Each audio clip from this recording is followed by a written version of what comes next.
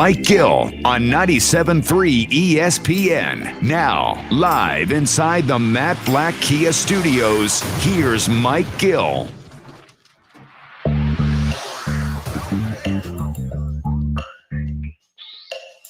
A happy hour Friday edition of the Sports Bash is live on 97.3 ESPN, the free mobile app. And, of course, if you're watching the show live, video, Facebook, YouTube, and Twitter, we are live. Oh, boy. Yes, I'm rocking the Super Bowl merch today, Jalen. Watching the show live, you can see that I'm wearing the Super Bowl 52. You know what it is, Jalen? It is a reminder that not too long ago, the Philadelphia Eagles were in the Super Bowl and how quickly they turned things around. Howie Roseman said the other day, in 2016, post-Chip Kelly, the fans and many Eagles observers, if you will, suggested that the Eagles were 5 years away. And he said, we rebuilt the team in 12 months. So what I want to kind of take your temperature on is post-draft, now it's been a full week after the first round. Do you feel that this rebuild or retool or whatever they want to call it is going to be a faster version than you thought? Or do you still feel that this team is a ways off from being relevant in the National Football League? So we got that today. We've got the Sixers getting ready for the Pelicans tonight with some interesting storylines in the NBA with the playoffs beginning in just a couple of weeks. Actually, the playoffs begin 2 weeks from tomorrow. Tomorrow being Saturday the 8th. The playoffs will start on Saturday the 22nd. The play-in game rounds will be on Tuesday the 18th, Friday the 21st, and then the first round of the playoffs will begin on the 22nd. So we'll get into that as well. Phillies with a 4-game sweep of the Brouhaha-ha-has, and now we'll have a 3-game set down in Atlanta. By the way, the Braves have lifted the crowd restrictions. They are allowed to now have a full house down in Atlanta or wherever they play, like Cobb County, somewhere out there. So they will have a full house for the Philly series this weekend if they can pack the place. I don't know. The Braves typically don't draw very well, but they are now allowed to have a full house in Atlanta or wherever they are in Georgia. So that's going on with the Phils this weekend. I'll get you set for that. No Bob today at 4:40, so we'll talk a little Phils in that spot, but no Bob to join me for the conversation. What else is on my mind? Well, we've got a lot of NFL today inside the NFC East. I am looking at an article from The Athletic that I read this morning, and they basically talked to executives around football and got their opinions now on the draft and the biggest decisions. And it's funny. The one question, actually, there was two things that really stood out. I read over the NFC East teams. I did not read the whole article. I just read the NFC East teams. And the one executive asked the same exact question that this radio host asked. Maybe I should get a job as an executive. Do they have any of them on Indeed? Can I get a posting on the Indeed website for front office executive? I seem to be pretty good at that role. But exactly what I asked all week long last week, which was, man, should the Eagles have just stayed where they were and took that trade and made the move back with the Chicago Bears? Like that, to me, I like Devonta Smith. In fact, I'm really excited about having him as a part of this team. And some of the stuff that I've read from different, there's somebody that I read today. In fact, I think it was in the same article. Let me see if I can pull that article up. That suggested that Smith was the best player in the draft other than maybe Trevor Lawrence. But the one thing that the executives have kind of questioned, and in the first paragraph, the second sentence of the first paragraph of the entire article, it asks, did the Eagles miss a chance to collect capital for a possible 2022 run at Rodgers, Wilson, Deshaun Watson, or another top quarterback? That was the number one question asked about the Philadelphia Eagles. And if you look at what executives said about the Eagles, they were really all over the map with the decision. And it says, in an alternate universe, the Eagles would have resisted trading up 2 spots to select Devonta Smith, who some see as the best receiver in this draft. Philly instead would have traded the 12th pick to Chicago for the Bears' 2022 first-rounder, plus a couple mid-round picks. The Eagles in this alternate universe would enter next offseason with their own first-round pick, one from Chicago, another from Miami, moving from 6 to 12, and one from Indy contingent on Carson Wentz's meeting the playing thresholds. Quote from an executive who said they would have had 4 first-round picks next year and could have gotten Aaron Rodgers, Deshaun Watson, or Russell Wilson, excuse me. I mean, I can't think of a team that has ever had 4 first-round picks in 1 year. They literally would be in the driver's seat to get the first overall pick if a quarterback is there, or get one of these veterans who will be available next year. Who else could offer something better than 4 number ones, end quote. And it's the one thing that I ask after the draft is, man, I love getting Devonta Smith, but would I rather have just stayed where I was and taken the Bears? And I said all last week, man, I think you can get a first-round pick from the Bears. I think you can get a first-round pick from the Bears. In fact, I would have demanded a first-round pick from the Bears. Well, it turns out the Giants got the exact deal that I talked about all week long. So the question is, like, okay, they got Smith now, and that certainly makes them a more attractive offense, and it helps Jalen Hurts. But do we believe in Hurts enough to say, hey, we should have just stayed at 12, take the trade, move back, and got more capital? You don't get Devonta Smith, but what you get is maybe a secondary piece, or maybe you get a defensive end, or maybe you get something that helps out the team. Not maybe right now, but that 609-403-0973, 609-403-0973. Text board is open all day long on a happy hour Friday. It's me and you hanging out till 6. And, of course, Josh Henning producing today's show. You out there as we get you ready for a happy hour Friday. Paul Hudrick talks a little Sixers with us a little bit later as well. And I have some interesting Sixers news.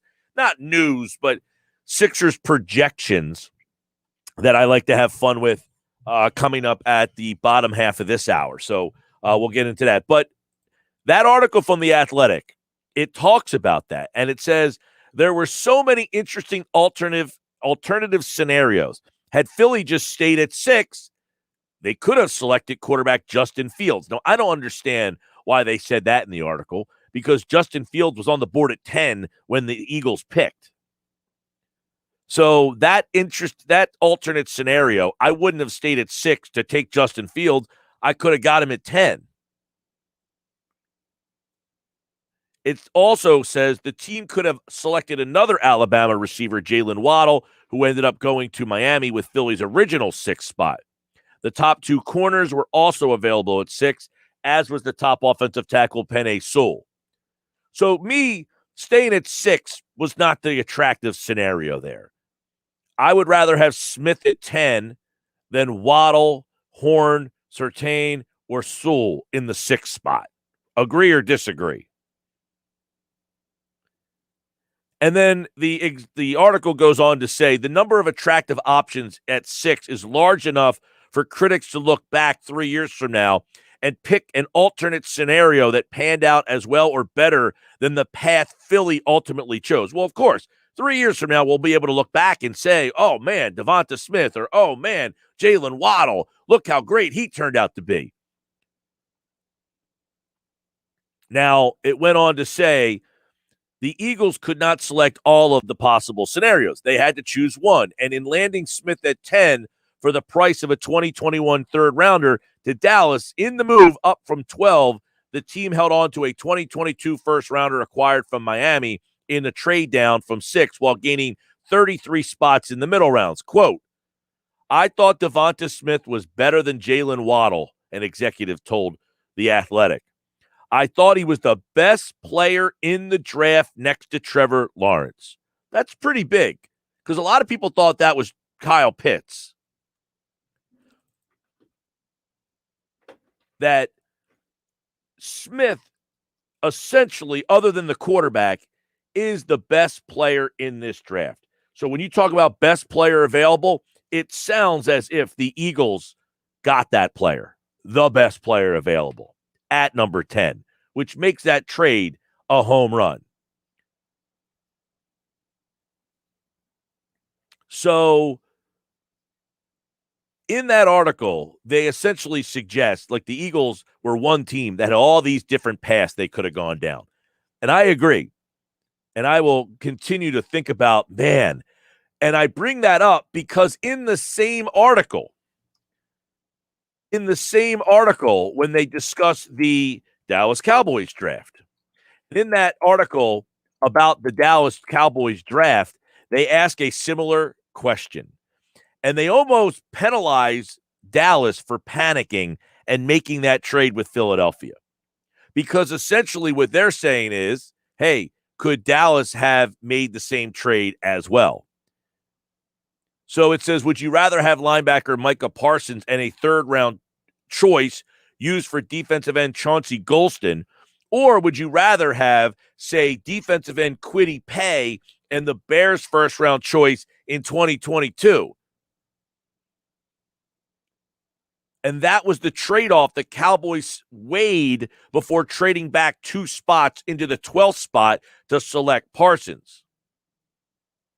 So they're essentially saying, hey, if they stayed at 10, could they have got the call from the Chicago Bears and said, boom, we'll go from 10 to 20, take whatever player at number 20, Kwity Paye or somebody like that, and then get the first-round pick.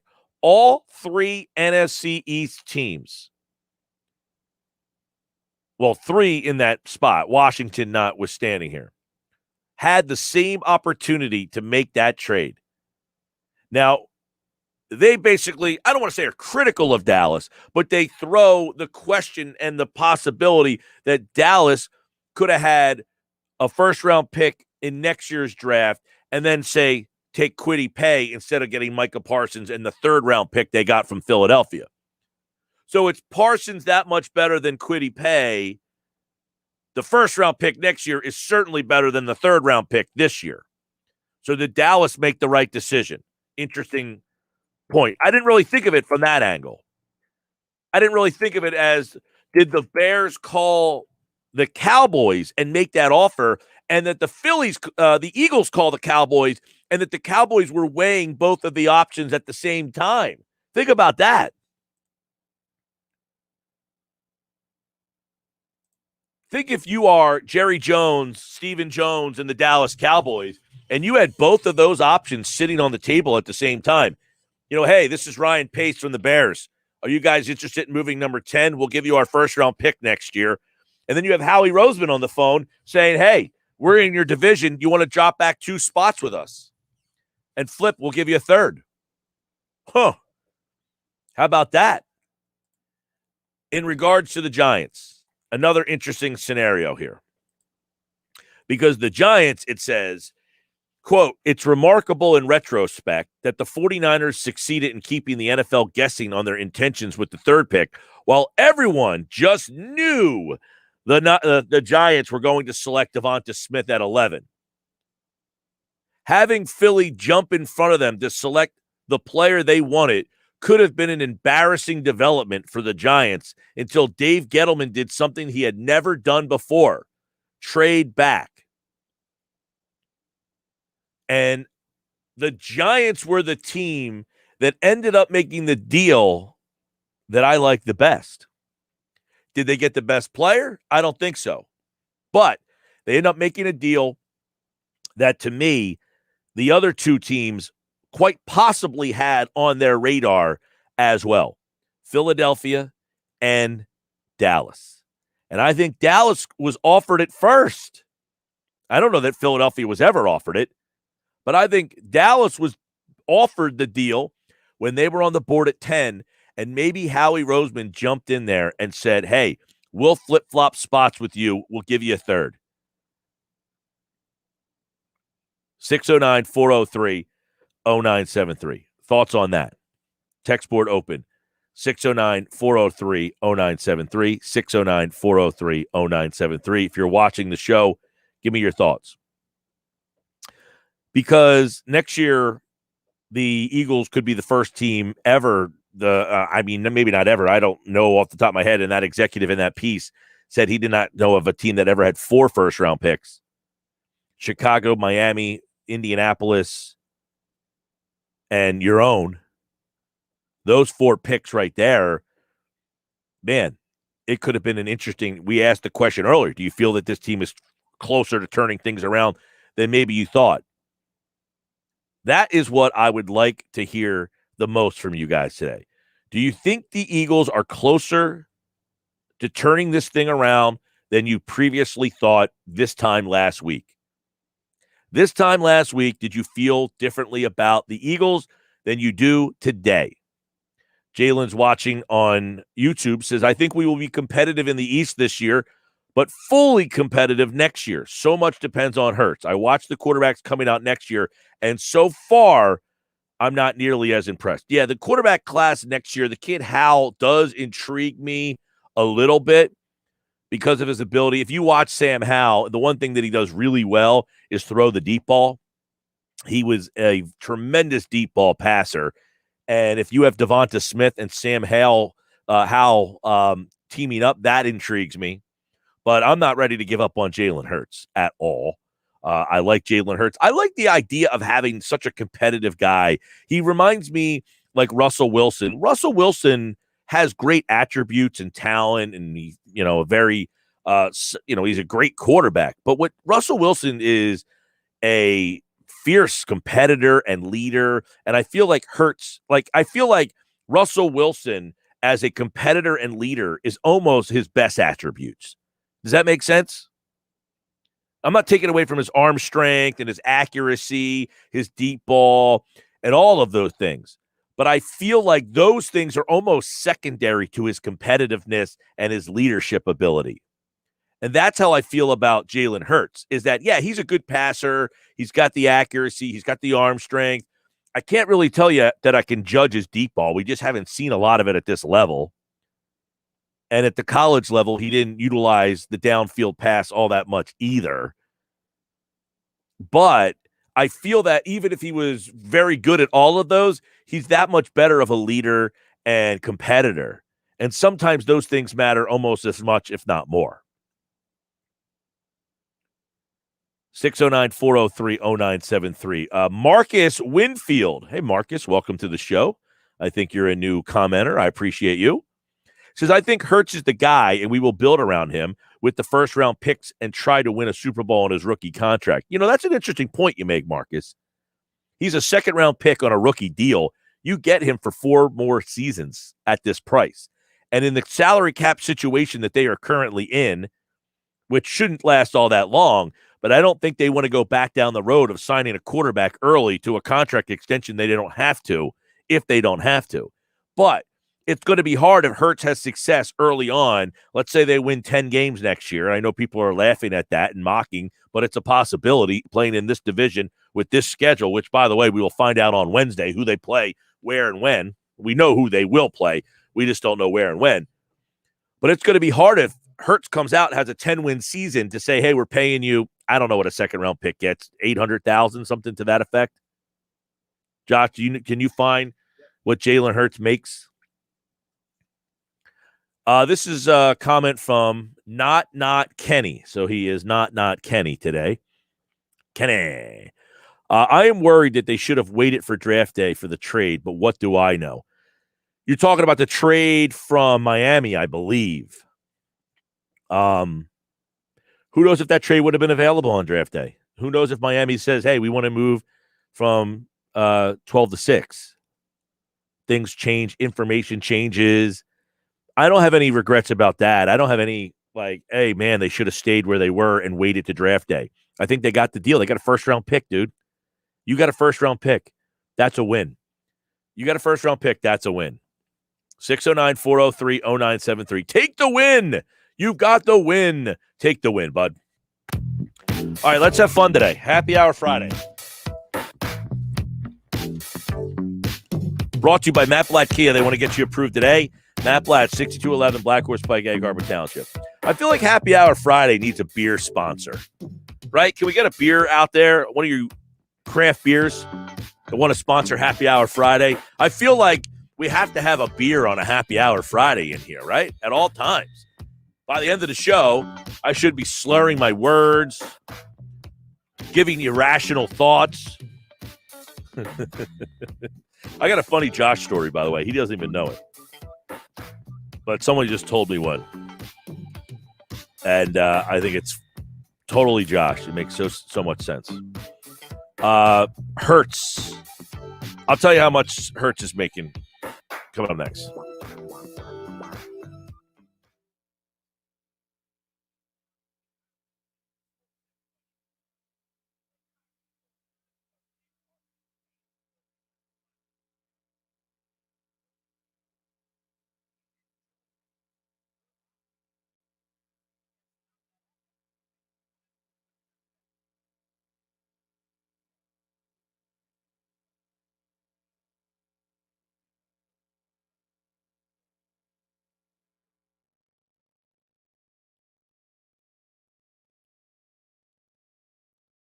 I need these boxes in bin 7. Oh, hello. Hi. I just wanted to call in and find out when next... Whitney's warehouse foreman just retired, and the replacement needs to move to fulfillment. Hold on. Guys, can we get the dock cleared now? Indeed can help her hire the people she needs. I need Indeed. Indeed you do. When you sponsor a job, you immediately get your short list of quality candidates whose resumes on Indeed match your job criteria. Visit Indeed.com/credit and get $75 towards your first sponsored job. Terms and conditions apply.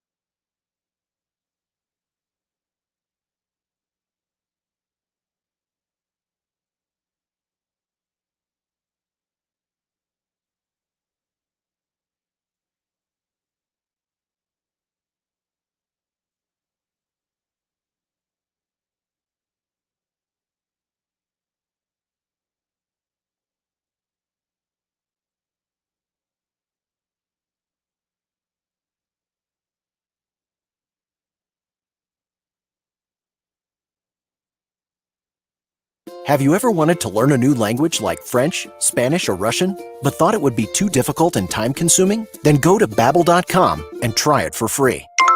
Babbel works because it's built around real life. It teaches you everyday practical conversations that you will actually use. In 15 minutes a day, you'll be on your way to speaking a new language in just a few weeks. Babbel uses a modern conversation-based technique that makes language engaging, fun, and memorable. It starts by teaching you words and phrases. Then, sentences gradually get more complex. Soon, you're practicing short conversations about real-life topics. Babbel is created by language experts who use the spaced repetition method to help you learn quickly and remember what you learned. With Babbel, you can speak a new language. Babbel, language for life. Celebrating 10 million subscriptions sold. Now try Babbel for free at Babbel.com. Just go to Babbel.com and start learning a new language today. That's Babbel.com. Babbel.com.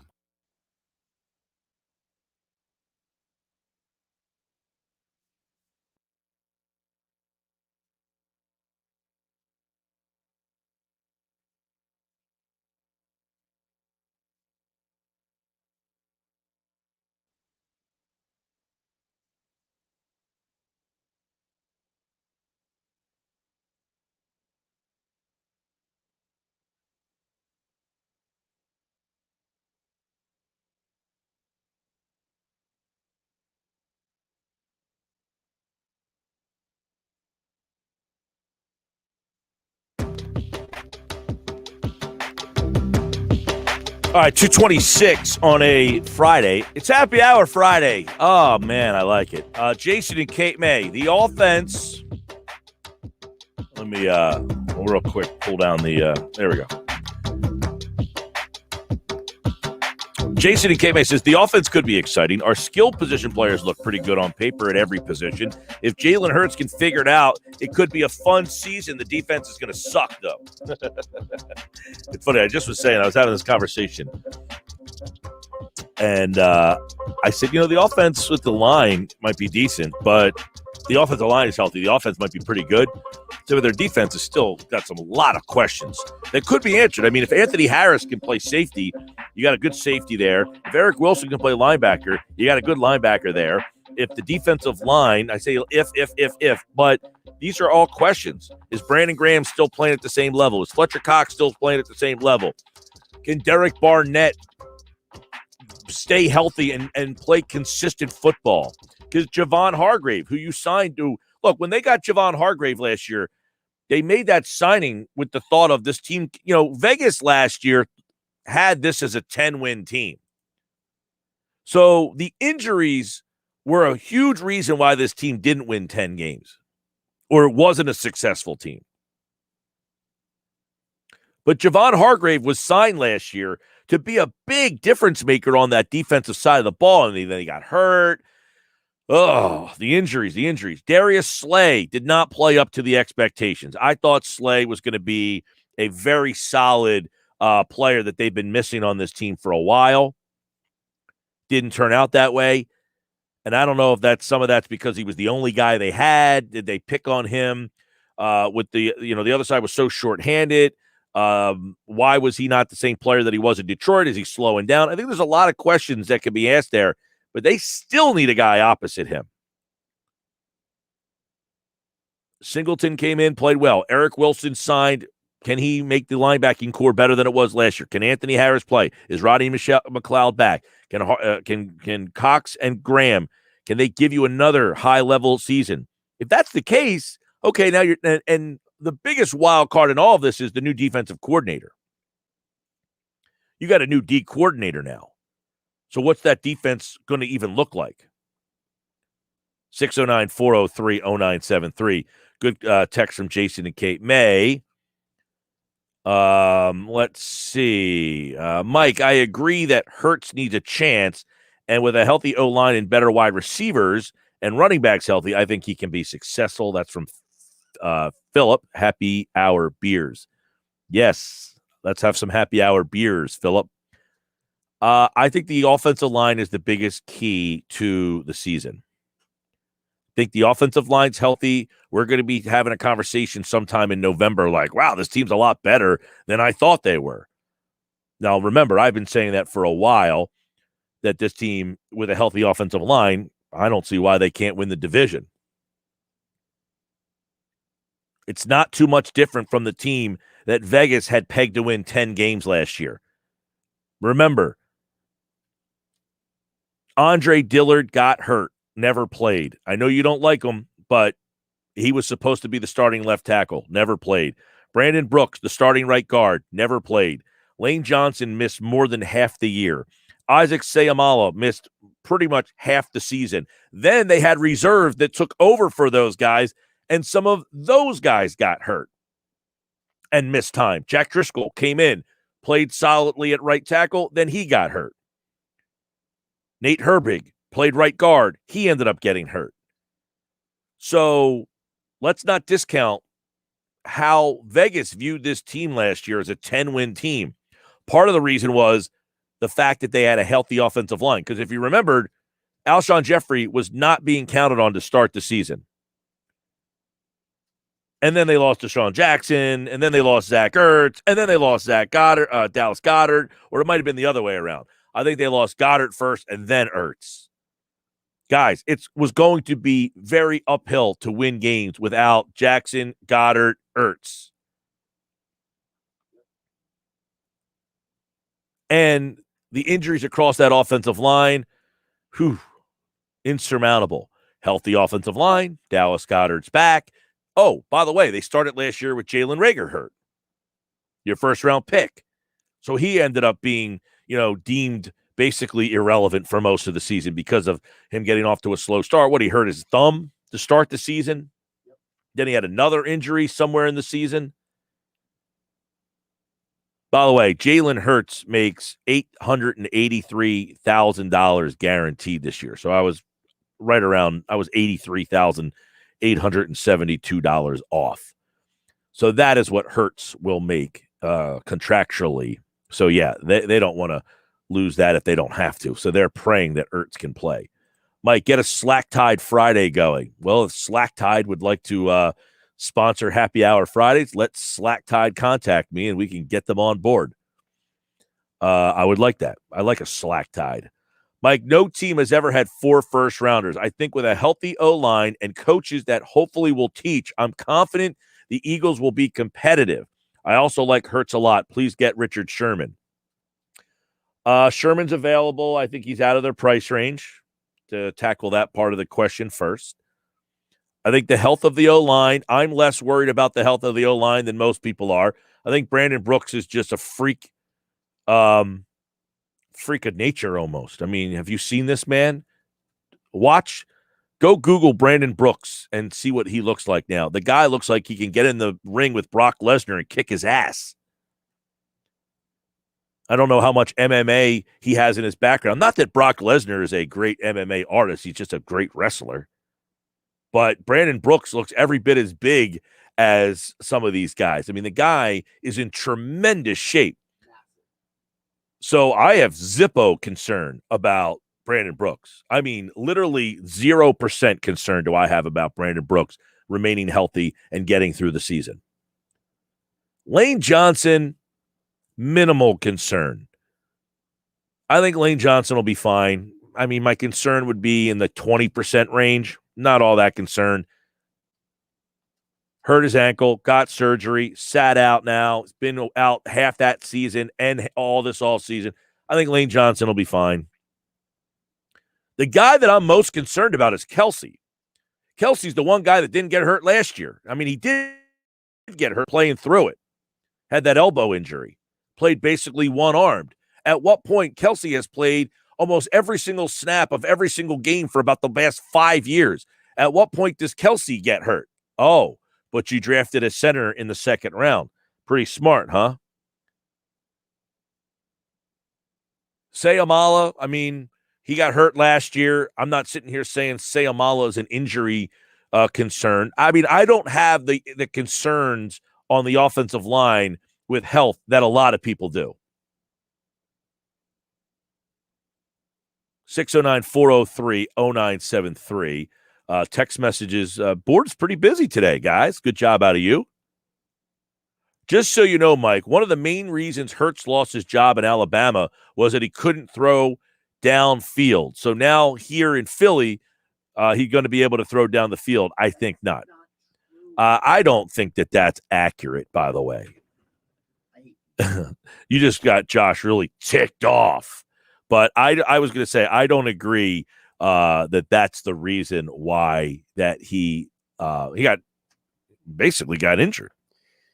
First of all, Jalen Hurts, quote unquote, lost his job because 2 reasons. One, because in the national championship game, the offense was stagnant and they needed a jump start, and they brought in Tua Tagovailoa into the game because Tua was a guy who they felt could jumpstart the offense. Number two, Tua was much more adept to running the spread offense that Lane Kiffin had been pushing for at Alabama, that Nick Saban had been not 100% on board with turning to. But when Nick realized that Jalen wasn't getting the job done in the national championship game, they said, all right, Tua, the worst that could happen is you do nothing. Well, right, because the logic behind that is not, that Tua is not some great downfield passer No, either. in fact, Jalen is a stronger arm than Tua does. But the fact was that Tua was much more adept at that point in time at running a spread concept offense. Right, that offense at Alabama is not like the Oakland Raiders of the 70s, let's say, Right. Downfield passing. It's a lot more timing, and they had the best receivers in college football for what, five? They've had Calvin Ridley, the two from last year, these two from this year. I think I'm probably missing a guy somewhere in there. Well, just think about that national championship game alone. You had Jerry Jeudy, you had Jalen Waddle, Devonta Smith, and Henry Ruggs all on the field at the same time. So for the Alabama in that moment, they felt that Tua could get them up and down the field with the short passing game and the play action better than Hurts with his run threat at that time. And what happened is that Tua won the game because they spread the field so much with the passing game. It allowed the defense to be unsure where they were going to go, because when Jalen Hurts was on the field, the offense was built around the run-pass option, whereas when Tua was on the field, it was built around the screen game and the misdirection. So do you want me to tell you my Josh story? I would love to hear this. He asked me during the break, well, who told you the story? He wants to know the source of the story to gain the validity. And I said, it's a solid source. Okay. Yeah. Now I'm very intrigued. Well, I figured, I had lunch with my dad. Okay. So that you could have maybe, say, hey, I heard the story. So my father said that he saw you at my house on Saturday. Yes. And he said, hey, so you're the world famous Josh.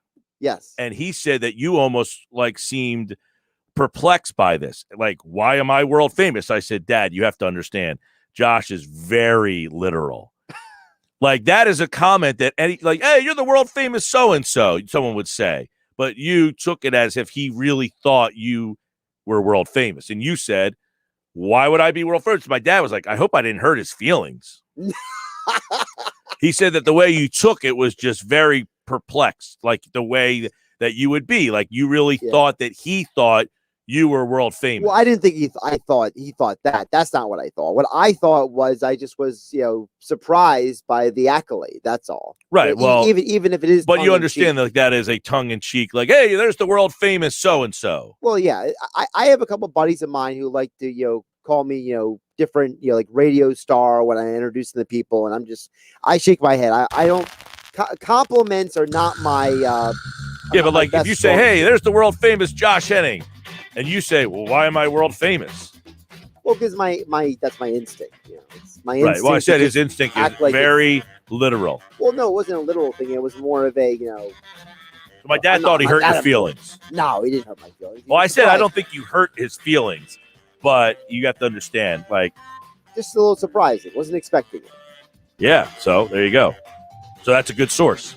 That's a good source because I can verify it. I was there. The world famous. Yeah, I don't even get that. Your dad. There's the lowly. Yeah, it was nice to meet your dad. Your dad was a nice guy, gentleman, classy. Yeah, thank you. I felt bad. Schweimer had him. He got him cornered. Had him cornered. Felt bad for him for a bit. Yeah, I wanted to try to help him out. I said, "Oh man, Schweimer's got his ear." I can only imagine that conversation. Yeah. Holy mackerel! I was in the middle of a conversation myself, so I wasn't able to get in. I know there was a lot of pockets of people that I was trying to you said, "Oh, Schweimer's got your dad cornered." I was like, "Oh God." It looked like a pretty intense conversation too. That's why I was a little concerned. So. Yeah, my dad probably was like, "What's wrong with this guy?" Do you think he called Billy Schwein world famous? No, I doubt it. I wonder if the Schwein got, hey, you're the world famous Billy Schwein. Right?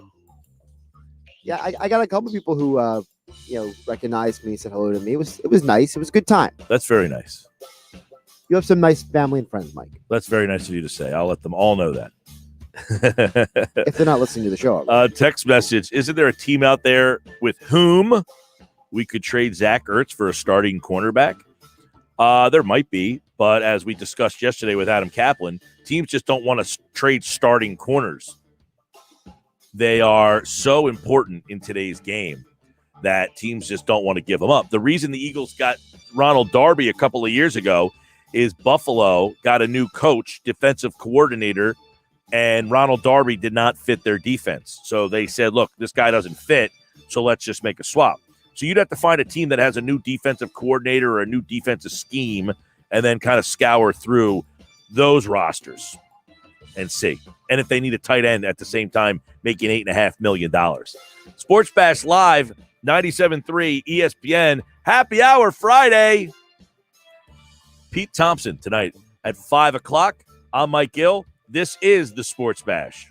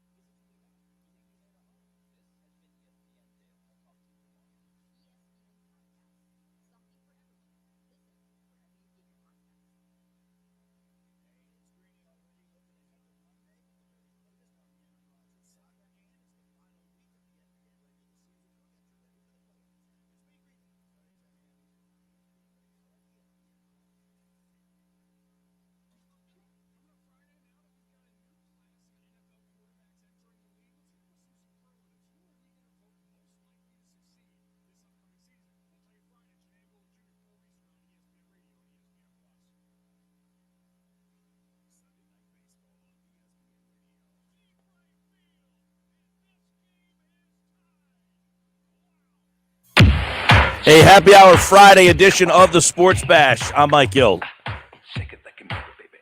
At Mike Gill Show on Twitter is where you can follow me, and I ask you kindly to do so. Also, you can watch the show live on Facebook, YouTube, and Twitter, and comment along throughout the show on the live stream. 609-403-0973 is the way you can hit me up. I like this one. Hey, Mike, I'm in full NBA playoff mode. Question, who's your starting five if you could choose any players from this year's playoff? Assuming healthy, I got Embiid, Durant, James, Curry, and Paul. It's hard for me to go against that. I mean, Embiid is definitely on the team. I guess Jokic would be on my team. Over, I don't know. It's hard to say over anybody on this list. Maybe, I mean, because you got to have, I mean, LeBron's not healthy. That's one problem. He's not currently playing. He's going to miss the next 2 games, I think. They might not even make the playoffs, for God's sakes. Anthony Davis got hurt last night, and he might be missing some time.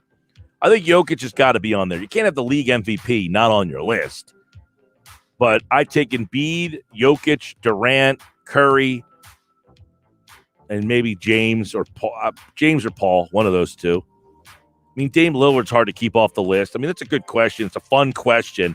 I can't really nail down a definitive answer at this point because I don't know what to do with James. And I don't know that Curry, like, I'm not counting if you were in the top 10, by the way. How about Bradley Beal? How do you leave him off your team? Right? I mean, Bradley Beal's pretty flipping good.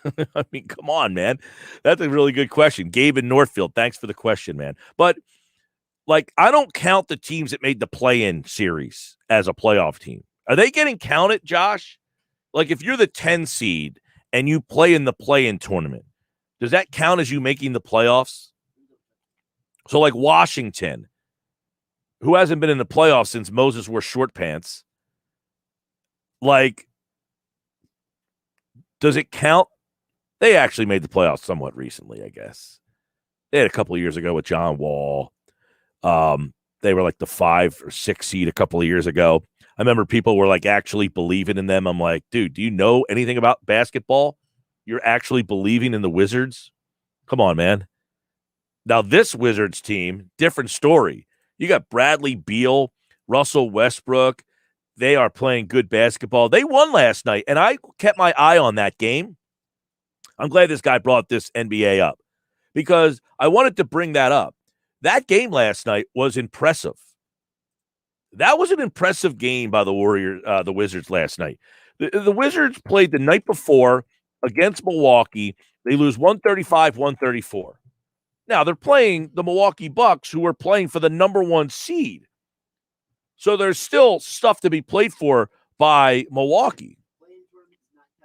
All right, they do not count as playoff teams. I like that, thankfully, because that's not a playoff team. If you're the 10 seed, you are not a playoff team. But Washington loses to the Bucks 135-134 Wednesday night.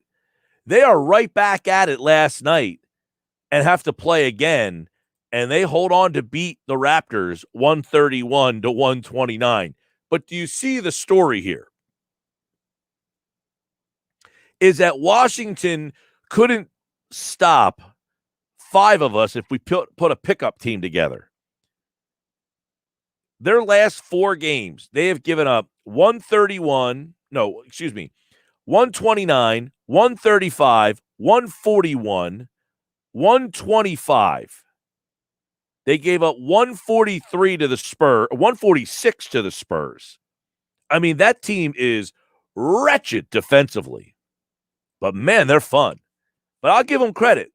The Wizards definitely are an exciting watch, and they're definitely one to keep an eye on. They're going to make the play-in. The Eastern Conference play-in is, I want to say it's set, but it's not set. Nobody's getting into it, put it that way. Now, somebody might fall into it, but nobody's entering it. Chicago's done, Toronto's out, and then Orlando, Cleveland, and the Pistons have already been eliminated.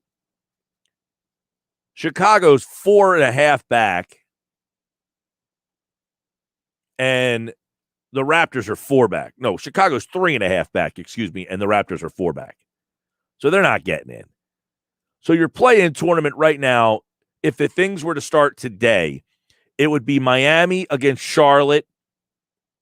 The winner would be the 7 seed. Charlotte would play the winner of Indiana against Washington. Now, Indiana and Washington are separated by a half a game. Washington's interesting, though, because they are a game and a half behind Charlotte for the 8th spot. So Washington could essentially move up to the 8th spot and play Miami. If you're Washington, do you want to be the 8th seed or the 7? Would you rather play Philadelphia or Brooklyn? Brooklyn lost again last night, by the way. They've lost 4 in a row. And the game they lost last night, they lost to the Dallas Mavericks. Now, they were on the road, but it's almost all but sealed the first seed for the Philadelphia 76ers. The Sixers would now need to lose 3 of their final 6 games. 4 of their final 6 games, excuse me. Because if they lose 3, they would be tied with Brooklyn, and they have the tiebreaker. So the magic number is now 4. Philadelphia is going to be the 1 seed, and Brooklyn may now be the 3. Who knows if they keep losing? They lost last night. I mean, Dallas is a good team. They're not bad, but Brooklyn has Durant. I don't think Durant played okay last night. Blake Griffin played last night. Joe Harris played last night. Kyrie had 45 in the game. And Shamet played 24 minutes and didn't score. But last night, they only played 1, 2, 3, 4, 5, 6, 7, 8. They played 9 guys last night. Kyrie had 45. Not good. Not ideal at all. Just think of a team that has Kevin Durant, Blake Griffin, Kyrie Irving, lost to a team that has Finney Smith, Cauley Stein, Richardson, and Hardaway. Yeah, I get it. They got Luka Doncic, but the rest of that team isn't all that impressive when you consider one has Kyrie and Durant on it. They just simply don't defend a lick. I mean, will they defend better in a playoff environment? Maybe. They gave up 31 points in the 4th quarter to lose that game. It's on the road. I get it. They don't have James Harden. Changes the complexity. But they are going to be possibly the 3 seed now. And this is why this is interesting. So this is all kind of interesting down the stretch of, if you're Washington, would you rather play Philly in round 1 or Brooklyn? Probably. You think Brooklyn. Well, I don't know that they think that. Washington is a game and a half behind Charlotte to play for the 7 seed. So they would play Miami or Boston or Atlanta. Atlanta's only 1 up for the 5 seed. Man, this Eastern Conference, New York is 8 back of Philly, which means the Hawks are 1 behind the Knicks. The Celtics are 2 behind the Knicks. The Heat are 2 behind the Knicks, and Charlotte are 3 behind the Knicks. No, excuse me. The Knicks are the 4 seed. Atlanta is 1 behind the Knicks. Boston and the Heat are both 2 behind the Knicks. Charlotte is 3 behind Boston for 6 to get out of that play-in tournament. These last 6 games are going to be bonkers. If you're Washington, do you want to move up to the 7-8 and be the 8 seed or the 7 seed, or do you just want to try to play for the 8 seed? Interesting. We'll talk to Paul Hudrick about it at 3:20. But when we come back, the NFL draft is in the books. Now what? What's next? Sal Paolantonio. It's a Sal Pal Friday here on the Sports Bash live on 97.3 ESPN and the free mobile app. Don't forget, you can watch the show live on Facebook, YouTube, and Twitter. Just search 973 ESPN on all of those platforms to watch the show live on your cell phone, laptop, smart TV, or tablet. Sal Pal joins me On the other side, don't go away.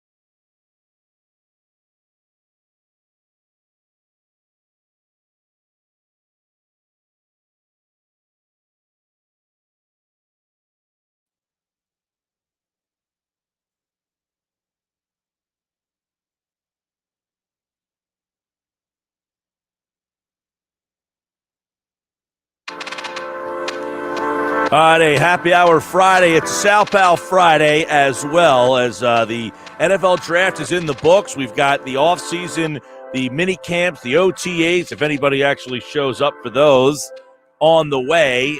And ESPN's senior national correspondent, Sal Paolantonio, author of 5 books, 26 Super Bowls he has covered, and a member of the Pro Football Hall of Fame Selection Committee. He's also the host of the NFL Matchup Show for 20 seasons and has been a part of the NFL coverage on ESPN since 1995. And he has been a part of Sal Pal Fridays here on 97.3 ESPN on the Boardwalk Honda Hotline for, I want to say, about 6 seasons now. And he joins me here on the Sports Bash. Hey, Sal Pal, how are you?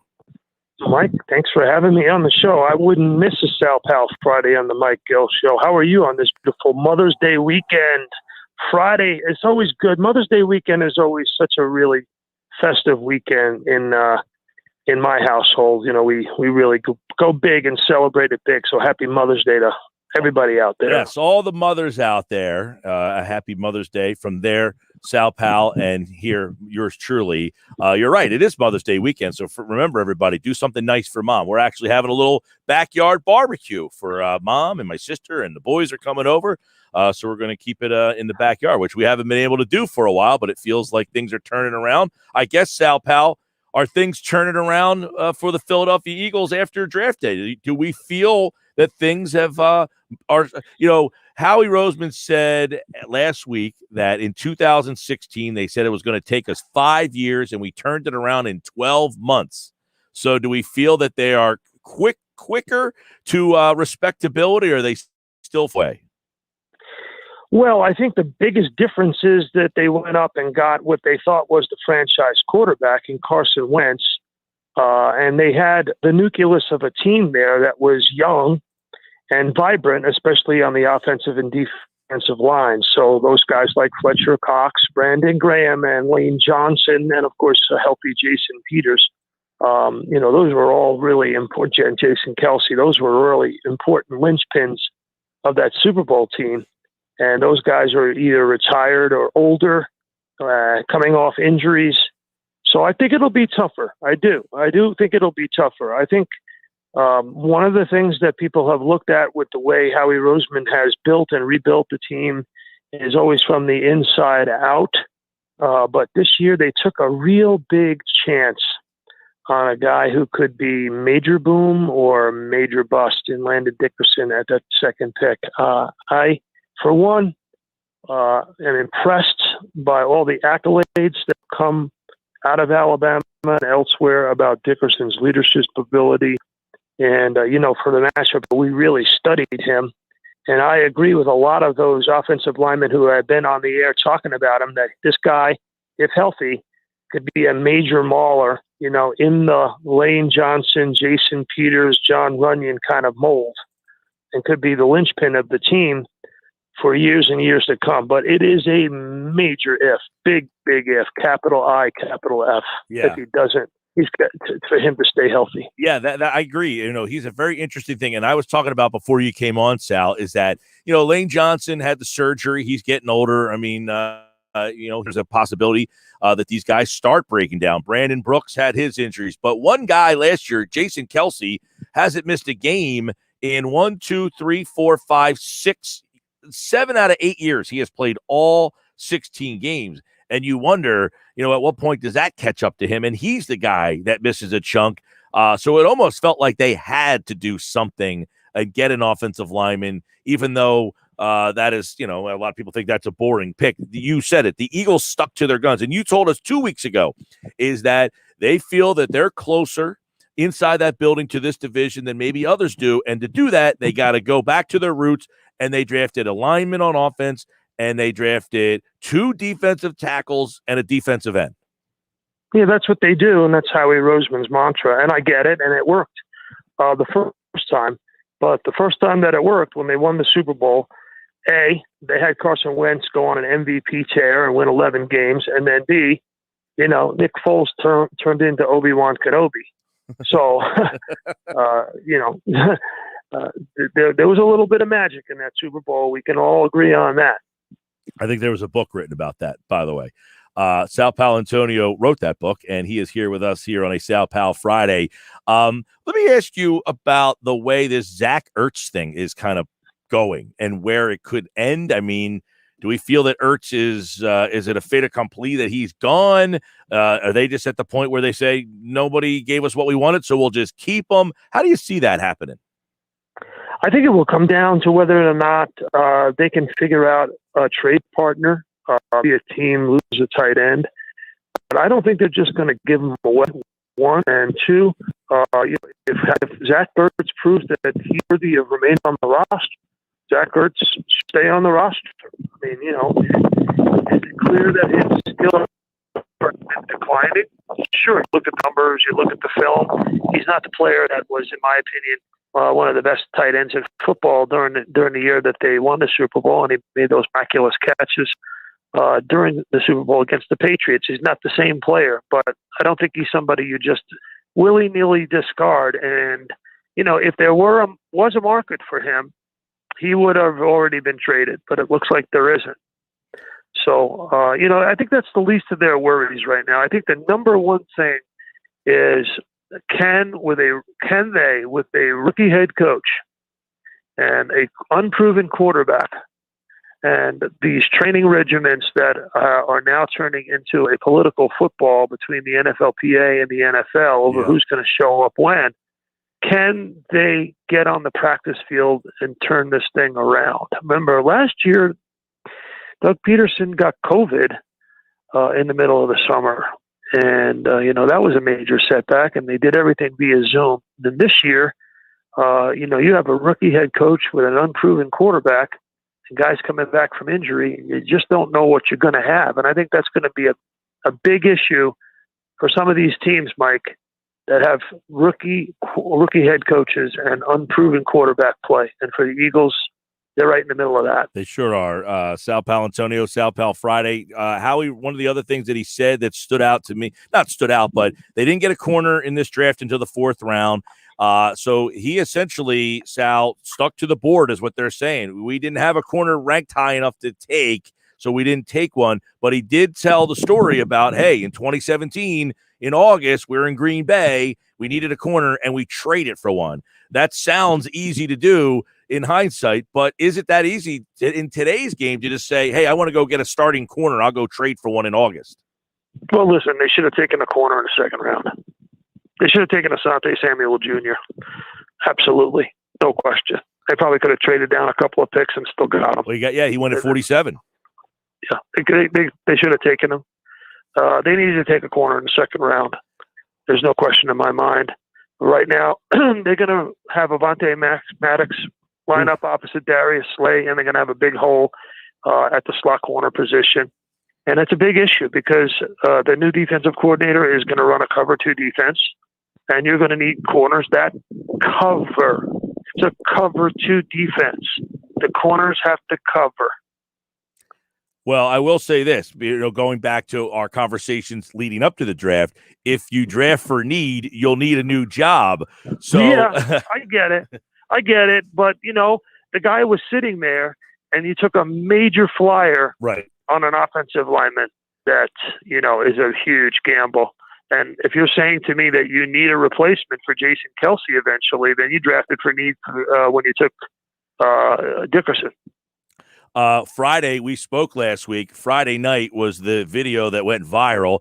Now, the team has come out now. Tom Donahue spoke to your friend Chris Mortensen, or somebody spoke for him to Chris Mortensen, said not a big deal, thought it was one of the best run drafts in my 10 years here. So how do you kind of, the Detroit Lions have kind of made a little comment about this. Other teams have kind of commented on this video that went out there on Friday night. Obviously, with all of the reporting about the chaos in this front office, the video is a bad look for this team. But is it as bad as it seems? Absolutely not. I don't think it's, Mike, you and I don't disagree about a lot of things, but I don't think it's that bad of a look. Listen, the camera happened to be rolling when there was a moment of disagreement / disgust I'm sure that happens in all 32 draft rooms at one time or another, where the camera just doesn't capture it. So yeah. I don't think it's a major deal. And the bottom line is, to me, I think they missed on some players. I do. And, I said to you last Friday, I'm not a fan of giving the Cowboys a round pick. I don't care who the player is to go up and get, because you're helping out a division rival. I didn't like that first round move. I'm going to stick to that. The Cowboys, not only your main division rival, but with Prescott coming back, the Cowboys really are in the best spot to leapfrog to the division lead in 2021 over Washington and New York. Whereas the Eagles, I think, will struggle to be in that position. So I was not in favor of helping the Cowboys in round one. And two, I was not in favor of them taking an offensive lineman who you don't know when he's going to get onto the field in round two. If you're telling me this is a 2-year minimum rebuild, okay, maybe those are the right moves.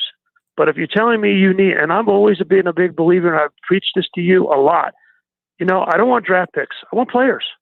I want blue chip players. Mm-hmm. I want blue chip players that in round 1 and 2 compete for a starting job day one.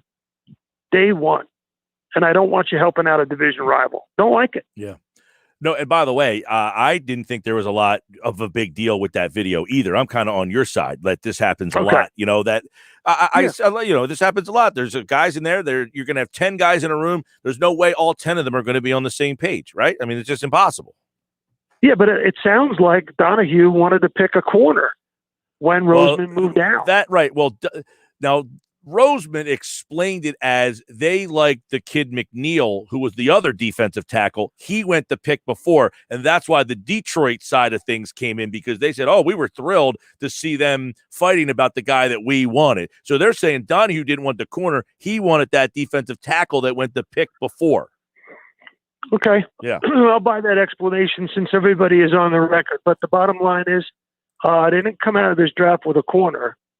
And in my view, they can't play defense in the NFL right now unless they get themselves a corner, whether they're going to trade for one or not. That is, to me, right. The biggest head-scratching thing is, all right, now, I guess, again, unless you feel like you have some plan up your sleeve that we can make a deal, but you don't just make trades for corners in the NFL anymore where it's like, hey, you got a starting corner that you want to give us? That seems to be a pretty big risk to go into the season. What are you trading for? And what are you trading for that corner? Are you thinking about trading Zach Ertz? Well, that's a pipe dream. You know what you're trading is you're trading a high draft pick.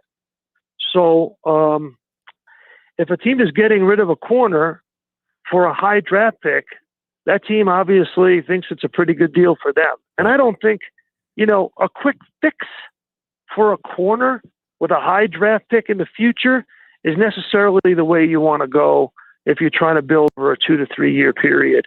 But if you think that, right away that you're going to compete for the division title in 2021, so actions will speak louder than words based on what they do this spring or summer from the cornerback position. Well, just to to me, it's a very risky hole in their defense, I think. Yeah, that's the one thing I leave a little disappointed about, is that hole is still not wide. It is gaping at the opposite corner. And by the way, Slay wasn't all that special last year either. So it's not like, hey, you got this great guy. He was okay, not as good as advertised, and he's 30 years old now. So you're not even guaranteed to have a guy on the other side that's playing at a high level.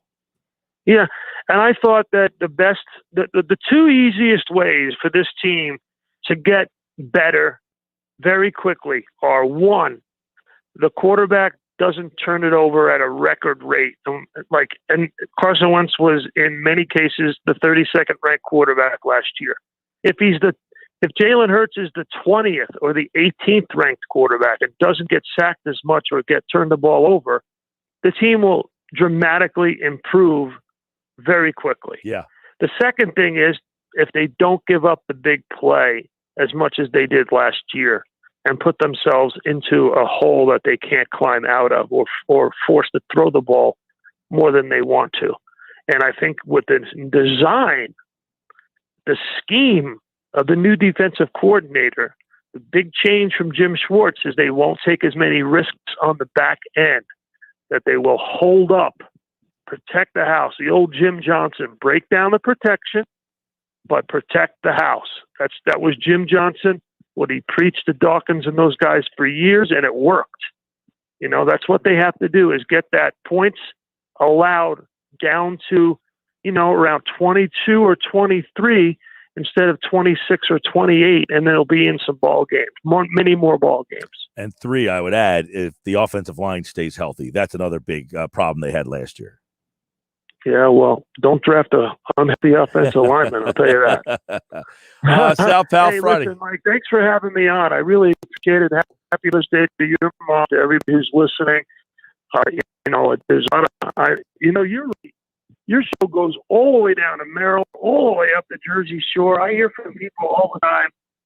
My friends in Delaware, happy Mother's Day to my friends in Delaware who are listening to the show or have been listening to the Mike Gill show. I know they're going to be celebrating now for the first time post-pandemic with their moms. It's really, we went through the tough part, and now everybody did the right thing so you can celebrate with Mom on Mother's Day, and that's a big deal for a lot of people. So happy Mother's Day weekend. I echo those sentiments as well. Sal, have a great weekend. And by the way, great stuff. Check out the 33rdteam.com, where the Friday 5 this week was with Sal Paolantonio. They asked him 5 very nice questions, and check out his answers at the 33rdteam.com. Sal, thanks, man. Yes, sir. Thank you, Michael. That is, of course, a Sal Pal Friday with ESPN senior national correspondent Sal Paolantonio here on the Boardwalk Honda Hotline. Our guy Johnny G and the boys over at Berger Realty, they always do a great job at delivering Sal Pal on the Sal Pal Friday here. Johnny G is my man. Always appreciate him. And all the people over there at Berger. And Sal, as we talked about, it's a Mother's Day, man. It's Mother's Day weekend. Last week was the Derby weekend, and had a little gathering for the Derby. It felt like a little normalcy. We were all outside, had the TV on the deck, watched the Derby. Mother's Day, my sister and my mom are going to come over for a barbecue for this week for that. So it feels like, this time last year, couldn't do that kind of stuff. It feels good to be able to do that and have a good weekend. Hopefully the weather holds up. It's supposed to be rain tomorrow, but I think Sunday okay. Sixers tonight, it's an important one. You guys have been asking a lot of Sixers questions on the video and on the text board, so I will get to them. And also, if you're watching the show, share the show. If you're on Facebook, YouTube, or Twitter, hit the share button, the like button, do whatever you got to do. Spin us out there. And if you're listening on the radio, 609-403-0973. Inside the Sixers with my man, Paul Hudrick. He's next.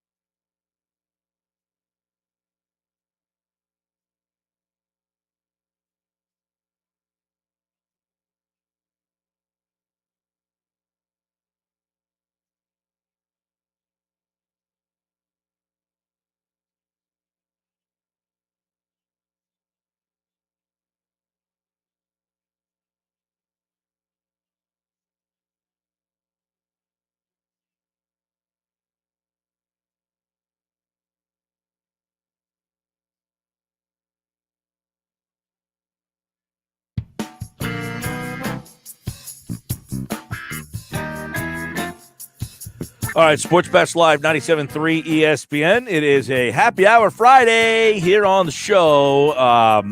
Sixers and the Pelicans tonight. The game is live on 97.3 ESPN. You can listen to the action with Tom McGinnis. 7 o'clock is the tip. A lot of text messages on the Sixers today. 609-403-0973.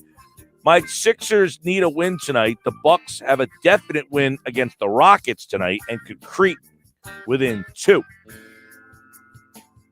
Yeah, the Sixers need a win tonight because this is a game that, of the games that are left on the schedule, this is one that is the most challenging.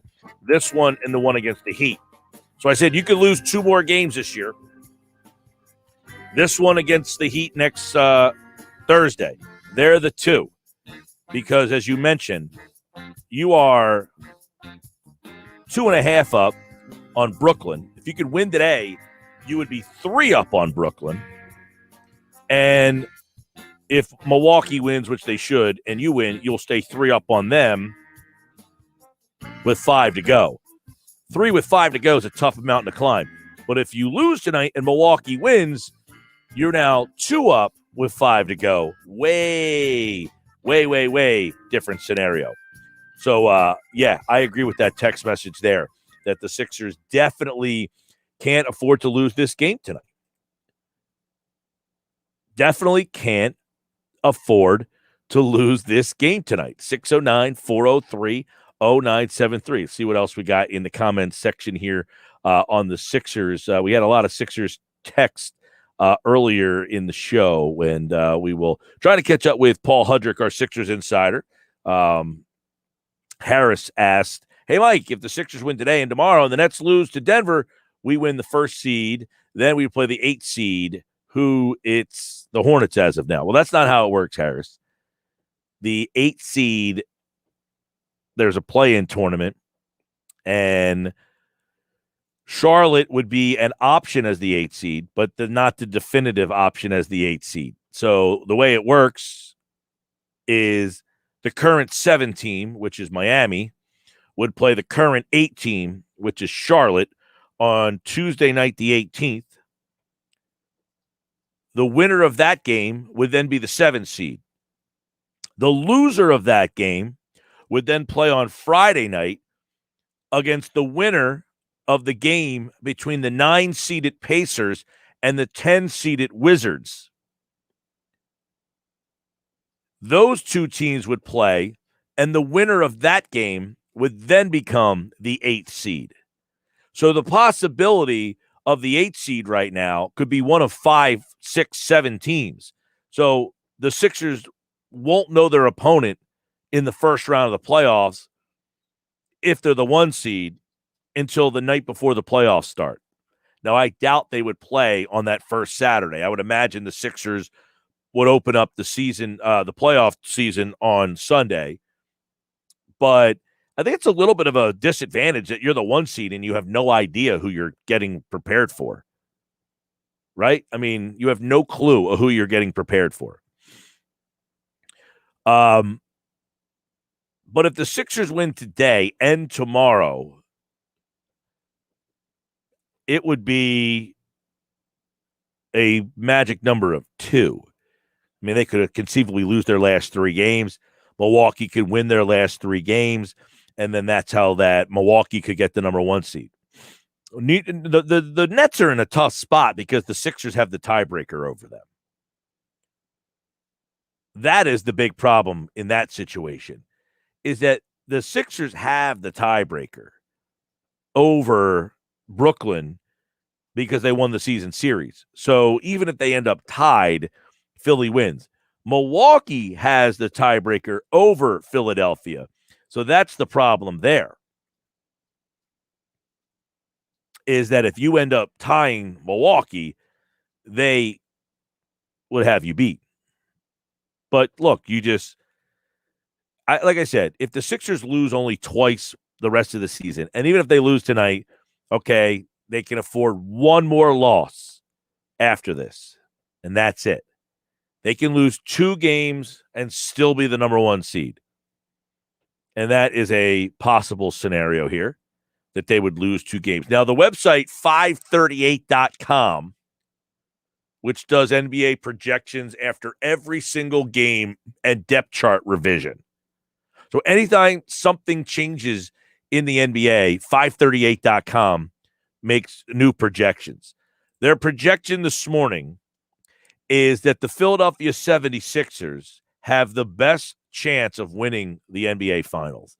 Now, I don't know how, this is the whole expected batting average based on how fast the ball comes off your bat. I don't know how they come up with this formula, but whatever formula they use, the Sixers have the highest percent chance of winning the NBA Finals. At full strength, their full strength rating is the best chance, gives them the best chance. They have a 46% chance of making the finals. Now, conversely, the Nets are at 23% of making the finals. Philadelphia is at 46%. Chance of winning the finals, Philadelphia is at 24%. The next best team is the Clippers at 22%, followed by the Jazz at 18%. Then the Nets at 10%, the Bucks at 8%, the Lakers at 5%, the Suns at 4%, the Nuggets at 3%, the Heat at 2%, and the Celtics at 1%. No other team has any percent chance of winning the NBA Finals according to that aggregate that 538.com puts out. And I only bring this up because if you look and notice, the Sixers are the first. The Nets aren't even there until the 4th. And one of the reasons why is their full strength rating is hard to get a read of because they don't ever play at full strength. The Athletic ranked 9 players that are the most underrated players in the NBA. And on that list is Danny Green. And Paul Hudrick wrote a piece about Danny Green, which, once we get in touch with Paul, maybe we'll see if he can do the next segment, if we can get in touch with him here. But Danny Green on the list of the most underrated players in the NBA. He's just one of those guys, very unassuming, does everything right. For the past 2 seasons and 3 times in his career, people forget, Danny Green has won 3 NBA championships. And the numbers don't jump off the page with Green, but he always seems to hit a big shot, make a key stop on defense, makes the right play. And he is the 7th most underrated player in the NBA, according to the Athletic's John Hollinger, who was a front office guy for the Memphis Grizzlies. And I was talking about this today. This is the year you have Danny Green. It almost feels like you have to capitalize on it because he's 33 years old. He's going to be slipping as a player. You don't know how much longer you're going to get productive seasons out of him. It feels like this is the one run you're going to get with Danny Green, right? That this is the one chance that you have with Danny Green on your roster. And it's not like if Danny Green's not here next year, you can't win an NBA title. But this is it. This is like you have this veteran player who's at the end of the road, and he'll probably keep playing. And I don't know if it'll be in Philadelphia or not. But it's almost like, why do these teams keep getting rid of him? He wins in San Antonio, they got rid of him.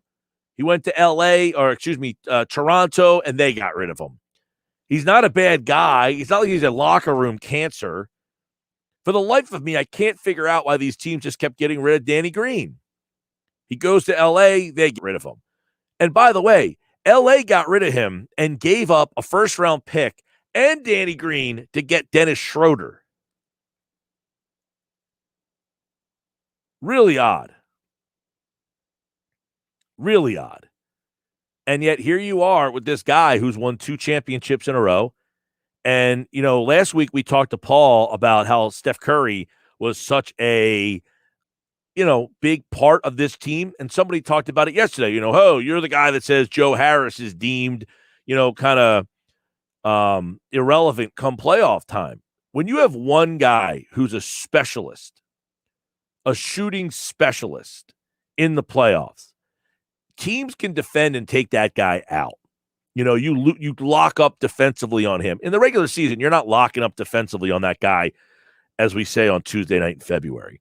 But in a 7-game series, that guy doesn't have the same space to get that shot off. That's why guys like Joe Harris, look at their playoff numbers. They're not as good. Kyle Korver's another one. They have problems getting shots off. But when you have two of them, and I'm not saying that Danny Green and Seth Curry are as good as Joe Harris, but they're close. They shoot over 40% from three. And when you have two guys that can do that, you can't lock them both up.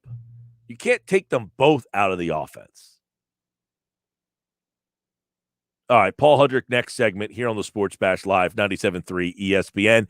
He'll join us at 3:40 here for Inside the Sixers. We did a little Sixer there. Answered some of your text messages and questions. 609-403-0973. You know, the Sports Bash, I talked to you a lot about pains, aches, pains. You know, last night I had coaching a baseball game, and there was a foul ball hit, and I grabbed the foul ball. And like a jackass, I fired the ball to my catcher, and it was a strike. But let me tell you, my arm hurts today. Yep. 44, my arm can't take it. I tried to put too much velocity on that thing.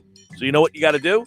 If you're someone like that, Trifecta Therapeutics, the premier sports rehab and performance center in South Jersey. They're in Glassboro. If this pain doesn't go away by like tomorrow, I got to have to make the call.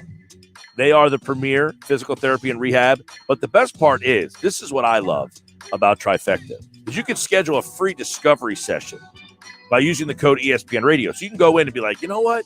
I threw this pitch last night. My shoulder the pain hasn't gone away. They'll give you a free discovery session to tell you what you possibly did to it. And since they're the best, they'll probably figure it out. So give them a call or try them at trifectatherapeutics.com.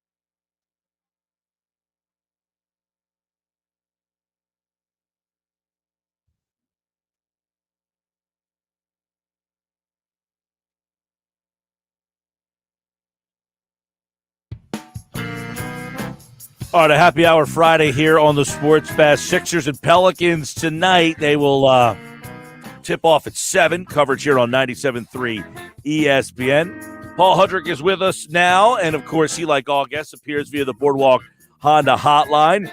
They've won 6 straight, but as we've been saying, Paul, it feels like every night is more important than the night before, and this is a big one tonight because a loss tonight.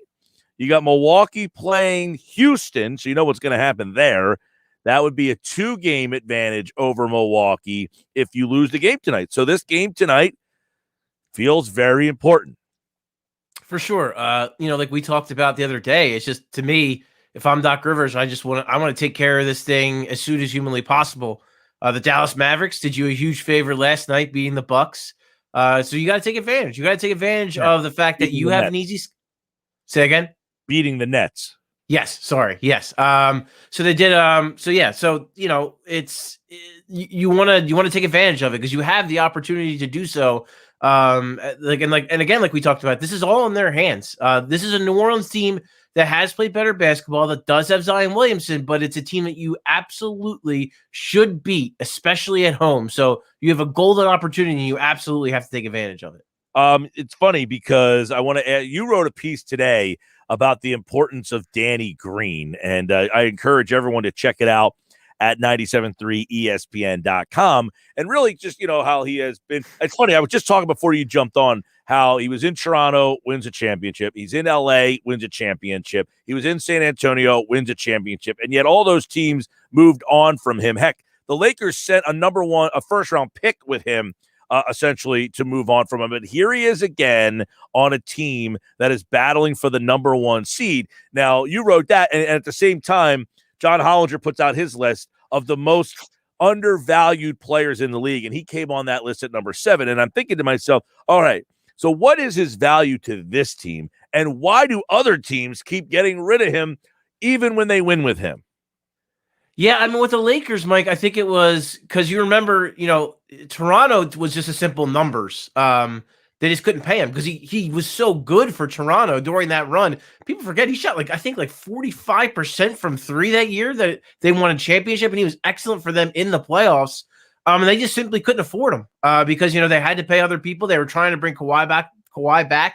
That didn't work out. Danny Green got a nice payday from the Lakers. He got 2 years for $30 million. So I mean, that's a pretty good deal for him. So that's why he took that money, and he had another chance to win, which he did. So that's why he went to LA. And then last year, listen, I thought he was good up until the bubble. He really struggled in the bubble, which to me, I look at it like this: the bubble, Danny Green, and then the Danny Green we saw to start this season, which was clearly not the Danny Green who we now know. That's the outlier to me. The guy that we saw in Toronto, the guy that we've seen win championships with San Antonio, that's the guy. That is the player. I think when he has struggled, that's the outlier. That's the guy. That's not who Danny Green is. So I think it's just last year, the reason why the Lakers made that move to get this because they wanted Schroeder. They wanted Dennis Schroeder. They wanted more of a playmaker to play with LeBron, and they wanted more shot creation. Because I think if you looked at the Lakers as a team, the one thing they were kind of like the Sixers last year, and that they had a ton of size and they beat up on people, but they didn't have a lot of playmaking outside of LeBron. So I think that was the big reason for that move is they wanted to get a guy like Schroeder who could create more offense, and they thought that was better for them than Danny Green. If you're the Sixers, 1, you were just trying to get out of the Al Horford contract, which mission accomplished, and then 2, to actually get a player in Danny who is, as I mentioned, it's an outlier when he plays poorly. He's a good basketball player, and then he's a veteran who has been around. As Doc Rivers and Daryl Morey have liked to point out many times this year, it's not a coincidence that this guy has played on 3 championship teams. He has contributed on those 3 championships teams too. It's not like he's just collecting rings. I mean, he's a part of it. So why is he getting undervalued? I guess because he's not. It's in San Antonio, they just moved in a different direction. And I think it's Danny Green too, because he's gotten better, he's gotten paid, and then some people might view him as overpaid because of that. So it's just a weird thing, the way that kind of works in the NBA. But I'll tell you what, the Sixers should be very glad that it's all worked out this way, because he's done a hell of a job. He's been one of the pieces that has really held this thing together. Yeah, and it's funny because I'm thinking to myself, he's on a 1-year deal, right? So this might be your only opportunity to kind of capitalize on having him. This might be just a one and done opportunity to have a player like that, because I'm imagining, I don't know that they can bring him back, and then Thibault essentially steps into that role next year. Possibly. That is kind of the way it kind of has to work in, not just basketball, in any sport. When, with a salary cap, you have to kind of next year. Exactly. You have to make plans for the future. You have to look ahead. And we see Matisse Thybulle and the growth he made. I just saw Brian Seltzer, who works for the Sixers, put out today. Matisse Thybulle is second in the NBA in steals. He's like 250th in minutes per game. So this is a guy who is just making such a big impact. If he could just shoot a slightly below league average from three, he is a starting. He's a start, and I I agree. I think he will too. He is a starting caliber player in the NBA. So so that's the other thing you have to weigh with Danny Green. Now, then again, to your point, Mike, he's 34 years old. They would have his bird rights, so they could kind of sign him. It's like kind of tricky to explain, but basically they could go over the cap to sign him. Yeah. So it's not impossible. And if they win a championship, you think maybe he'd be more likely to want to come back. If he really, he seems to like it here. He seems to, like playing for Doc Rivers. He seems to like the players he's playing with. So you never know. I wouldn't completely close the door on that. But yeah, at the same time, this iteration of this team is not going to be the same. So you do want to try to take advantage of it. Yeah, the bird right thing is key. I didn't remember that they have his bird right, so they can sign him, and you can go over the cap with that. That's a possibility then if they like him to bring it back, and then he doesn't have to play as many minutes maybe at 34, and he's still around to kind of mentor, because he's seemingly, that's another thing, is all these teams keep getting rid of him. It's not like he's a jerk. He's not like a locker room kid. In fact, he's probably what pulls a locker room together for the most part. Paul Hudrick, let me get, what did you watch the net game last night? I did. All right. So tell the people, like, if you're watching that Nets game and they're losing to Dallas last night, like, what is not, I get it, Harden's not there, so it's hard, but what is not clicking, or what is not there for them? I literally was just having this conversation at lunch. There was three of us sitting there, and it was like, when Harden comes back, it's going to be so different, and it probably will be, but you watch that last night, and it's like, they just only have two guys that can score, really. They're going to have a third who's pretty darn good, by the way. Well, and it's crazy to think about, because when they made the Harden move, the thought was, well, how, there's only one basketball, how are they going to make it work and all that? And it's fair things to point out, but at the same time, there's no mistaking, Kevin Durant is arguably the best scorer of his generation. Kyrie is one of the better scoring guards. I would say he's a top 10 at least. As far as, just creativity and being able to take people off the dribble and score. Neither of those guys are playmakers. They don't make offensively. They don't make the players around them better. That's not what they do. What James Harden does, and he took so much crap when he was in Houston because he shot so much. People call him a ball hog and all that stuff. People don't realize he was a double-digit assist guy when he was winning the MVP and when he was at his peak. So when you put him with other players like that, not only is he making Kevin Durant and Kyrie Irving better, he's making Jeff Green better. He's making Joe Harris better. He's making any of the guys, even like a Nick Claxton or any of those kind of guys that he can run a pick and roll with. He's making Blake Griffin. He's making them better. So I think that's what they're missing right now, is they are missing. James Harden was basically playing like a true point guard role for them. And Kyrie is not a true point guard. That's just not who he is. Incredibly talented, incredibly gifted, and dangerous as all hell, but he's not a playmaker for others. He's generally looking to score, whereas James Harden sees the whole floor, and he's looking to get his when he can, but he's also really good playmaker and really good at elevating the play of the guys around him. And I think that's what we're seeing right now, is they just don't have that, and it's a lot of one-on-one basketball with KD and Kyrie, which they might score a lot of points, and that might win them some games, but there's going to be nights like there was for them against Dallas. And like we saw in the 2 games against Milwaukee, where it's just a lot of isolation basketball, and it's not easy to win that way. Yeah. Now tonight they'll take on New Orleans. So they had some challenges with this team the last time they played. Do you anticipate similar challenges? Now, if memory serves, I don't believe Ben Simmons played in that game. Am I right about that? No, he did. He played. No, they were. I believe they were at full strength that night. I could be mistaken, but I'm pretty sure that was before he was out of the lineup. Yeah, I mean, that was a game where, and Doc Rivers even said it, like he thought his team came in mentally weak. They weren't ready. And, the Pelicans aren't that good of a team, but they are physical and they are strong. They have some athletic players. And I think that they weren't ready for that. And they flat out, I think they took New Orleans lightly. Zion killed them. Zion was magnificent in that game. And I don't think the Sixers were mentally prepared for him to kind of do that and go downhill and be that force. With that said, Brandon Ingram's out tonight. I think Steven Adams is doubtful. So, I mean, they're a little dinged up. But you can't take them lightly.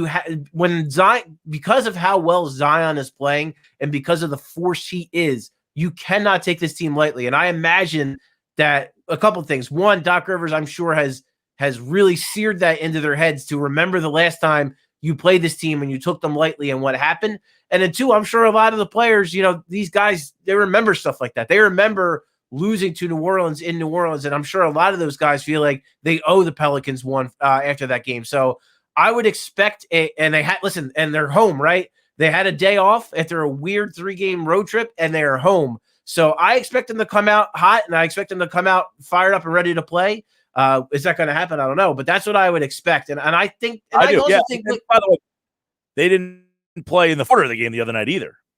No, yeah, exactly. So they are well rested and they know what's in front of them. Like, they're not stupid. They want the 1 seed. They have made no secrets about it. They are scoreboard watching. They saw that the Nets lost last night. Like, they see what's in front of them. So that's another reason why I think they come out and I think they give a much better effort against New Orleans tonight than they did back a few weeks ago. Here's an interesting something somebody brought up earlier today. I don't remember where I heard it, so I'd like to give them credit, but I can't remember. But the fact that Steve Nash is a first-year coach, is having the first-year coach the right guy to have with these 3 guys and then not a whole heck of a lot else in this situation?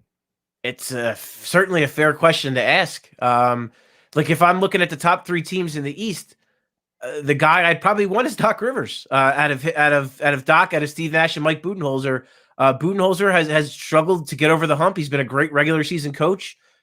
He's led teams to the second round of the playoffs, but not any further. So, and then Steve Nash is in his first year coaching ever, not just coaching in the NBA, exactly. Coaching ever. So, his lead assistant doesn't exactly preach playing defense. Yeah, and that's the other thing is like, and then when you factor that in, Mike, with the lack of continuity with the players, because guys have not played a lot together. Guys have been in and out of the lineup. James Harden has been out for quite some time. And that matters. That's not nothing. And no matter how talented you are, that matters. It matters for defensive rotations and kind of like the offense. I think they're going to be they have so much talent. I think they'll be fine. They'll figure it out. But defensively, they should be concerned. I don't know how that's all going to work out. Like I said, part of what makes the Sixers good and what makes the Bucks good as a defensive team is they have the cohesiveness. They've worked together all season long. They're really good at help.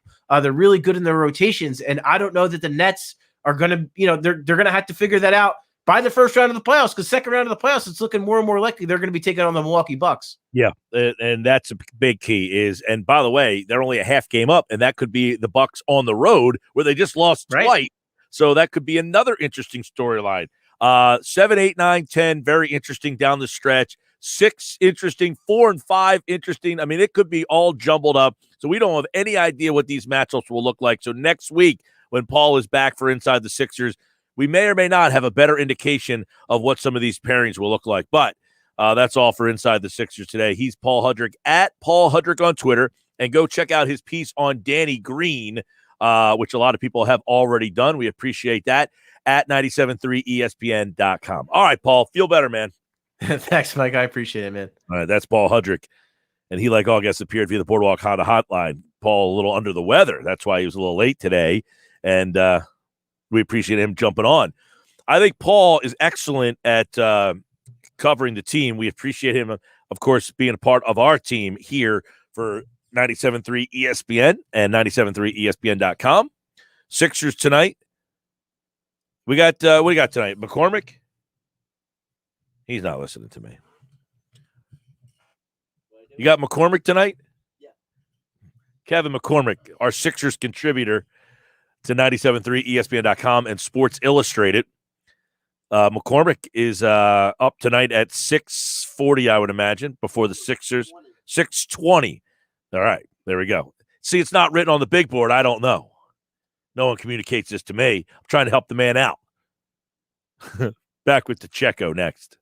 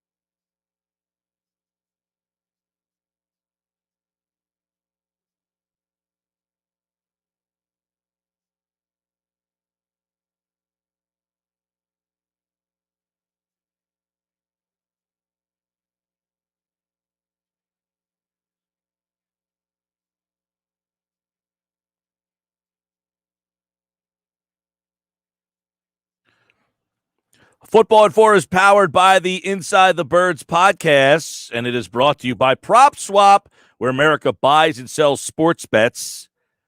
Get the best odds in the country at PropSwap.com. All right, I see all your questions. Andrew DiCecco's here to answer them. If you have questions that you want Andrew to answer, he is on the Boardwalk Honda hotline, and you can post them now in the video chat or on the text board, 609-403-0973. As Inside the Birds, Andrew DiCecco joins us here on a Sports Bash Happy Hour Friday. Now, he used to do Happy Hour Friday. Then he fell off. Now he's back on Happy Hour Friday. It's good to have you back on Happy Hour Friday. It's a little lighter, Andrew. Yeah, it sure is good to be back on Fridays, man. How you doing? Good, man. Like now on Happy Hour Friday, you can have a cold IPA. You can have a beer while you're doing it. On Thursday, it's a little tougher. You got to be a little more serious. You good with that? Oh, yeah, you know. All right. I want to get a couple opinions from you. Looking back at some draft stuff, and I'm reading this article. These are from the coaches, college coaches, and some of the things they said about the draft. And this stands out to me about Devonta Smith. And it says, this is from an SEC head coach saying that Philadelphia got a steal in Devonta Smith, likening the 2020 Heisman Trophy winner to Eagle star Deshaun Jackson. An SEC defensive coordinator added, the Giants wanted Devonta bad. They were pretty livid when Philly moved in front of them. But would you liken Devonta Smith to a taller version of what Deshaun Jackson? I would almost say he's a more polished player, more polished receiver than Deshaun. Yeah, I'm not necessarily sure that I would agree with comparing him to Deshaun Jackson. I actually think that they're very different players. Deshaun is more, he's smaller. He's slighter build. I believe he was only 5'10". Devonta Smith's about 6 foot. He's more of a volume receiver than Deshaun will be. Deshaun had more of the vertical element to his game. I don't necessarily think that that's going to be Devonta's game at the next level. I think he's going to be more of that short to intermediate guy coming through with the tough catches over the middle.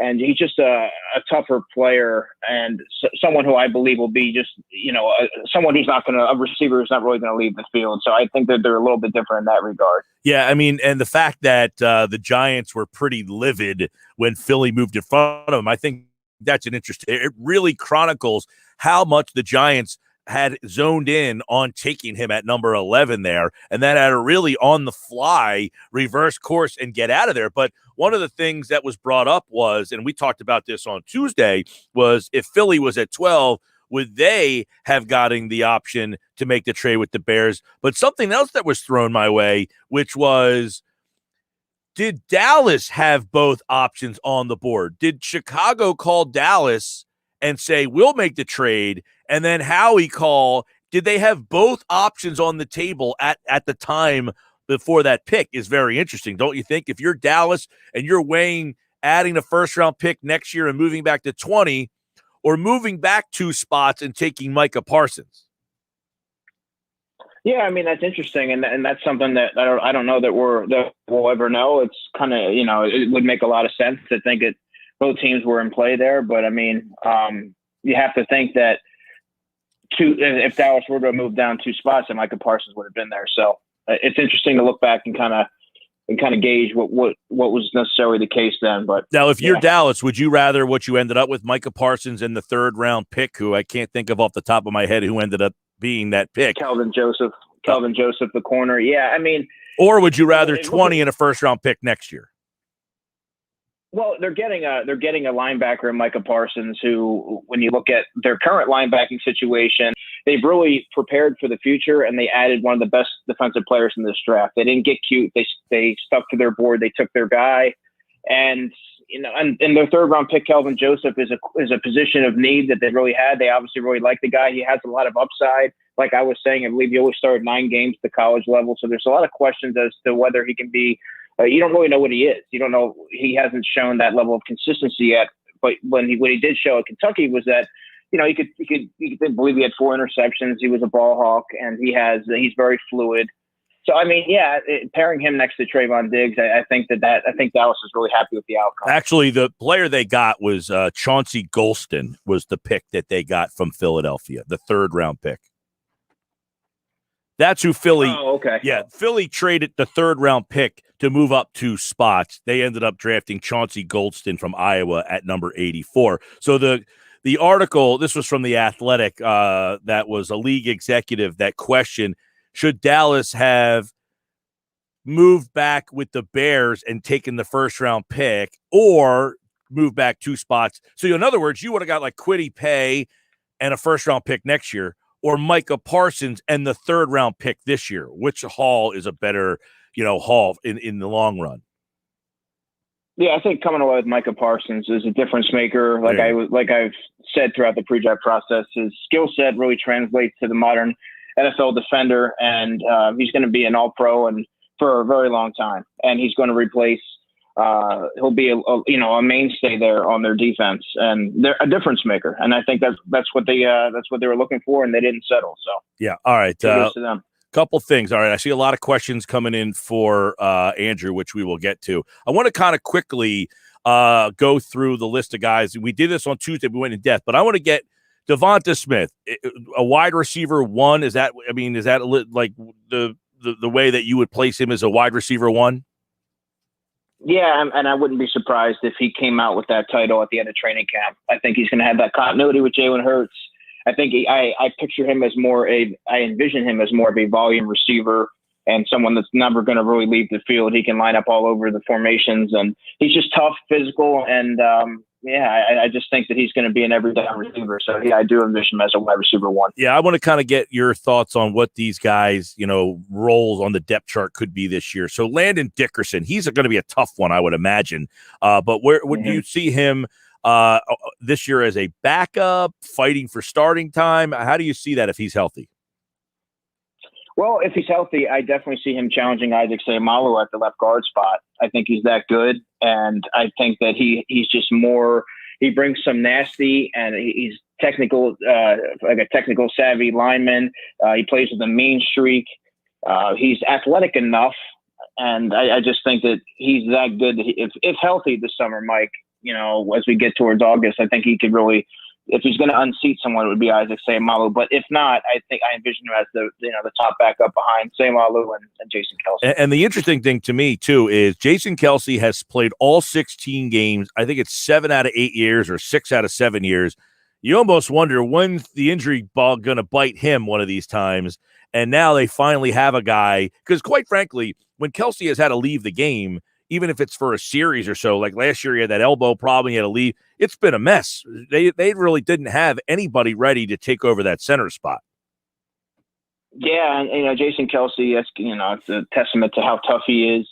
He's not someone it would have to be really bad for Jason Kelce to come out of games, obviously. And, if Landon Dickerson's not ready to do so, to step in, they also have Nate Herbig. Let's not forget Luke Juriga is another guy that they were really high on last year. He was an undrafted free agent, and he was promoted to the active roster. So they have some guys there. And in the event that Dickerson's not quite ready to step in immediately. All right. The role for Milton Williams, how do you envision them utilizing him this year?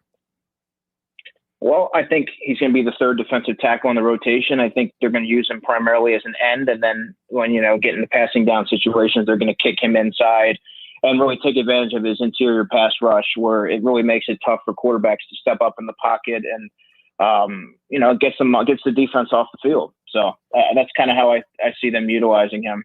It's really good because he's in a good spot in Philadelphia because you have these 2 guys in front of him, and Fletcher Cox and Javon Hargrave, that are really every down defensive tackles. And it gives Milton Williams a chance to really acclimate himself to the speed of the NFL, develop his play strength, add some size, but he's still going to be impactful in his limited snaps that he does get.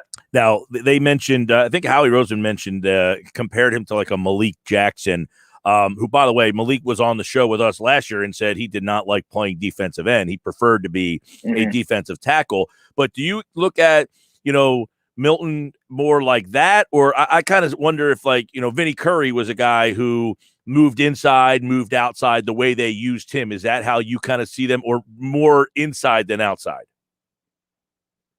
Well, I think ultimately he's going to be more of an inside, and he's going to be primarily an interior lineman, and look no further than Fletcher Cox on Hargrave's contract. I don't know how much they factor into I don't know if they're going to see this, this rebuild, see the end of the rebuild. And I think this year, however, you're going to see him take some snaps at end. They don't have a ton of depth after Josh Sweat on the depth chart. So he'll kind of utilize like the Vinny Curry was in that regard. But I think moving forward, I always envision him being an interior player. So all right. So the next guy up we want to get to, but before we do, there's a question that kind of goes in that direction. It's from let's see, Frank, and he wants to know, hey, Andrew, what corners out there do you think would fit the Eagles scheme that Gannon is going to run? And I guess some of the free agent guys like Steve Nelson, Richard Sherman, Garyon Conley is still available, Brashad Breeland. They're the ones that are off the top of my head. Any of those corners fit cover two? I think Steven Nelson would be a decent fit. I mean, I think the only reason why he's out there is because he hasn't been able to settle on his price range might be a little high for what teams are willing to spend, and teams want to see what they can get in the draft and trying to eliminate having to sign a veteran free agent. But if you're the Eagles looking at their depth chart, I mean, there's not much there. I mean, you have Slay and Maddox, who's an uncommodity, but then you have Zach McPherson, and you have Braylon Arnold and Craig James and Kevon Seymour. Those are, borderline NFL players, depth players, cornerback 4s and 5s. You cannot go into training camp with them, nor do I envision that the Eagles will. I think they have a plan. It could be signing a Steven Nelson. It could also be trading perhaps an Andre Dillard maybe to a team that is offensive line deficient for maybe a mid-level starting corner or a young corner that just didn't work out somewhere else. So I think that they do have a contingency plan. By the way, 5 minutes ago, Adam Schefter reported the Eagles have signed or claimed former second-round pick Kerryon Johnson off waivers by Philly from Detroit. Any thoughts on how he could fit in?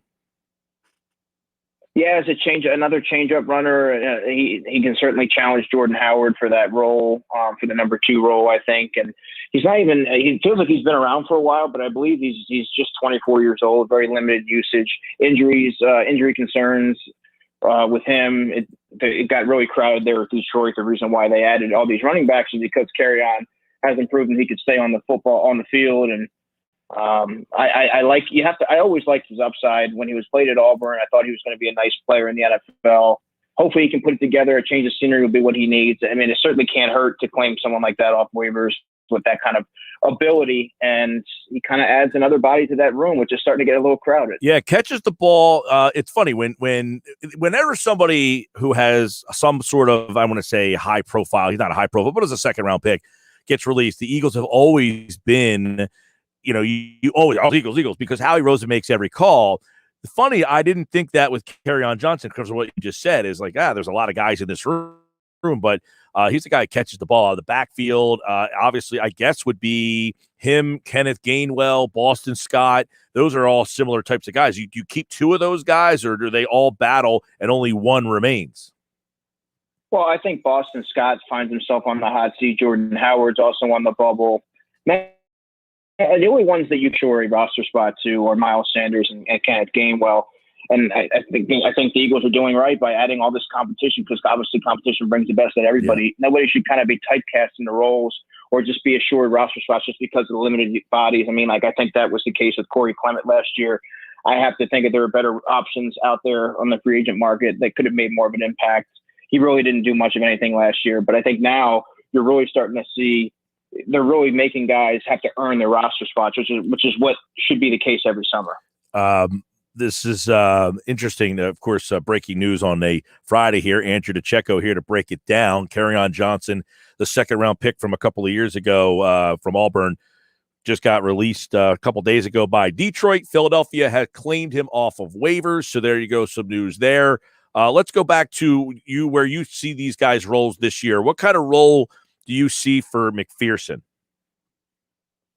Well, I'm sure think the Eagles envision him as an outside corner. I think he's going to ultimately settle in as an inside corner, and which will kind of knock Avonte Maddox out to that positionless type of player where he can move inside, outside, safety and do a number of different things in that regard. Like I said, I still think that they're going to add a veteran outside corner, which they really need to. It wouldn't really be fair to McPherson to throw him out there if he's not prepared to do so. And, you don't want to throw a rookie out there prematurely. Sometimes it can really stunt their growth and affect their confidence. But I do think that he's ready right now to be a nickel corner.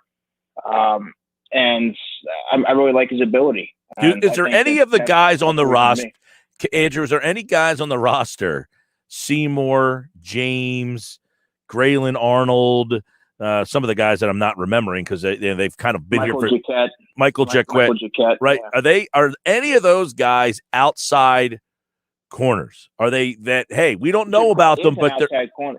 Jacquet is an outside corner. I just don't know how effective he is as an outside corner. Obviously, we saw him get exploited against Dallas, of course, but we'll see what happens with a full off season and being able to work on some of his deficiencies. And now if there's tape on him, he can kind of see where his flaws lie and hopefully get that ironed out before training camp. He has the wingspan. He's fast. He was a former wide receiver. He has all the athletic traits that you want, but I mean, he got exploited, plain and simple. And he's really got to work on that if he wants to stick around, even as a cornerback 5.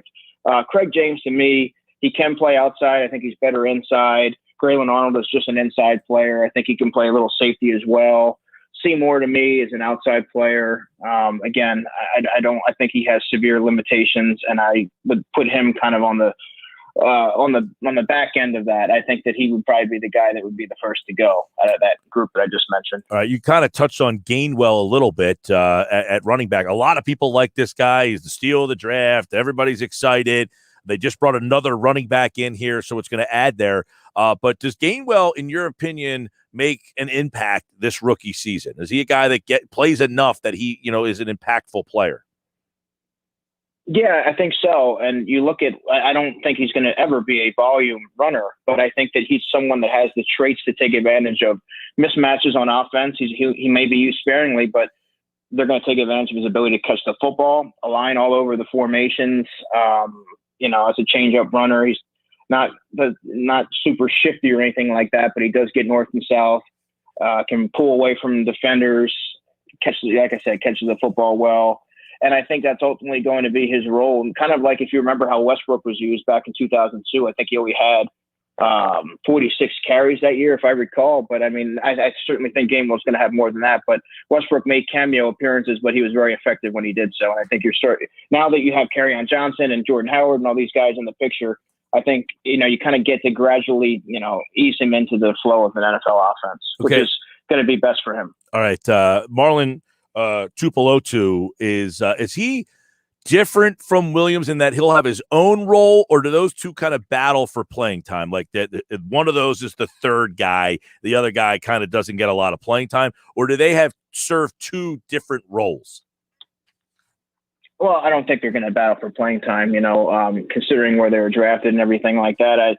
And they're different type of players. Milton Williams is more of a pass rusher. I think Marlon has more of he's good lateral quickness. He can make plays outside of confined space, but he's more of a run defender. Honestly, I think that he's better suited to do that. I kind of envision him as a DT4 or 5. He can certainly usurp Hassan Ridgeway, who right now has a stranglehold in that 4 spot. But I mean, I believe he's played 14 combined games in 2 seasons. He's effective. Has been effective when he played, but I mean, can you really count on someone like that going into the season? And Marlon has plenty of upside. He was one of my favorite day 3 picks. Surprised that he lasted that long. So I do think he's going to make the roster, and he'll make a contribution as a rookie. Andrew DiCecco. All right, last couple of guys. Taron Jackson's a guy I know that you like, but does he have a role this year? I like Taron Jackson, but if anyone's expecting this twitchy, fluid pass rusher with an array of moves, that's not really him. He's more of a stout, run-defending defensive lineman that wins on tenacity and power at the point of attack. He needs to work on his bend. He's not really ready to step in there and give, a number of snaps from off the edge. he's more of a developmental player. I think the Eagles would ideally like him to make it as the fifth defensive end. I think he has more upside than a Joe Osman, for those wondering, but I don't know that he's ready to step right in and make a contribution early as a rookie. And you said Tuesday Osman would be his one challenge. You would battle. Those two might battle for one spot. And there's not a lot of depth at that defensive end position, as we know. There's a lot of no, there's not. Right. They are very short at that position. Jacoby Stevens, as we touched on Tuesday, could use him at safety or linebacker. But he's one of those guys that I think some people feel that he just has that leadership and that will to win, and it's almost like he'll find a way to get on the field regardless of position. Yeah, I mean, we all thought that. I mean, I know I did about Casey Tuhill last year as well, and that's great to have that leadership and will. But I think that for him to have a chance, they really need to find a plan to add some weight to him and make him a linebacker, because you can take advantage of his sideline to sideline, range and his ability to sniff things out. He's not really a back-end coverage player. He struggles with, back-end range and athleticism. But I do think that, he there's a role for him as a, depth linebacker and special teams ace on the Eagles. All right, last guy is Patrick Johnson, who lists as a linebacker. So it'll be interesting in that linebacker room. They did it to Jannard Avery. They moved him to linebacker. Patrick Johnson, kind of similar, where he kind of played some end and move him back to linebacker. And just to be a special teamer in the 7th round isn't a bad thing, but is he a guy that has any more role than that? But Patrick Johnson, Mike, is the exact player that you take a shot on in the 7th round. He has all the pass rush traits you want. I think he only fell because teams were wondering, do we make him an end? Is he going to be a stand-up rusher in a 3-4? Like, what is he? 6'2", 240. He doesn't have the length that, the desired length that teams look for. But I think that there are traits there that can be developed. And if the Eagles can find a way to stash him on the roster, I think they certainly need to do so, because he does have some value. Might be a special teams player out of the gate, but I do think that he can be a rotational rusher and really affect the quarterback in that regard. All right. Andrew DiCecco for a full breakdown of his draft notes, InsideTheBirds.com, as he grades the draft haul over there. So you can check out his full grades for that group. We talked a lot about it on Tuesday in depth. And if you missed that conversation, it will air tomorrow during the Best of the Sports Bash. We will have our full conversation breakdown on the NFL draft from Andrew's appearance on Tuesday's show. And if you missed it and you want to hear it now, you can go to our YouTube channel. As always, Andrew's back on Tuesdays and Fridays here for Football at 4, powered by the Inside the Birds podcast. Happy Hour Friday. Go have a cold one, man. You deserve it. Thanks, Mike. Good talking to you. I'll talk to you Tuesday. All right. Andrew DiCecco, like all guests, appeared via the Boardwalk Honda hotline. All right. Good stuff. And there's a lot of questions that we didn't get to because Andrew, we were kind of breaking down his thoughts on these players, which he does such a great job on, covers the draft, does all that good stuff. And I'll answer this question for, the ones that were coming in here. Do you think Hurts, Sanders, Rieger, and Smith can be Vic, Shady, Macklin, and D-Jax lots in common? Yeah, you can have an explosive offense. And the one thing that group of guys had for Vic was an offensive line. They had the very healthy offensive line. That was the year that Chip Kelly came back, 2013. And the year before, 2012, the team was terrible. They won 4 games because the offensive line was banged up. And then the next year they came back, and that group of skill players had a healthy offensive line, and they turned out to be Chip Kelly's offense at that time was very new to the league, but the offensive line being healthy was one of the big reasons why that team succeeded. Sports Bash this hour brought to you by PropSwap. It's America's sports betting marketplace where you can get the best odds in the country. Think about this. You can get the odds for Philadelphia sports teams from somebody in a different state. Here, the odds makers know that you're a little partial to the Philly teams. So go find a Philly ticket from someone selling that ticket in Illinois or another state that has sports betting. That's what PropSwap does. It's PropSwap.com. Download the PropSwap app today.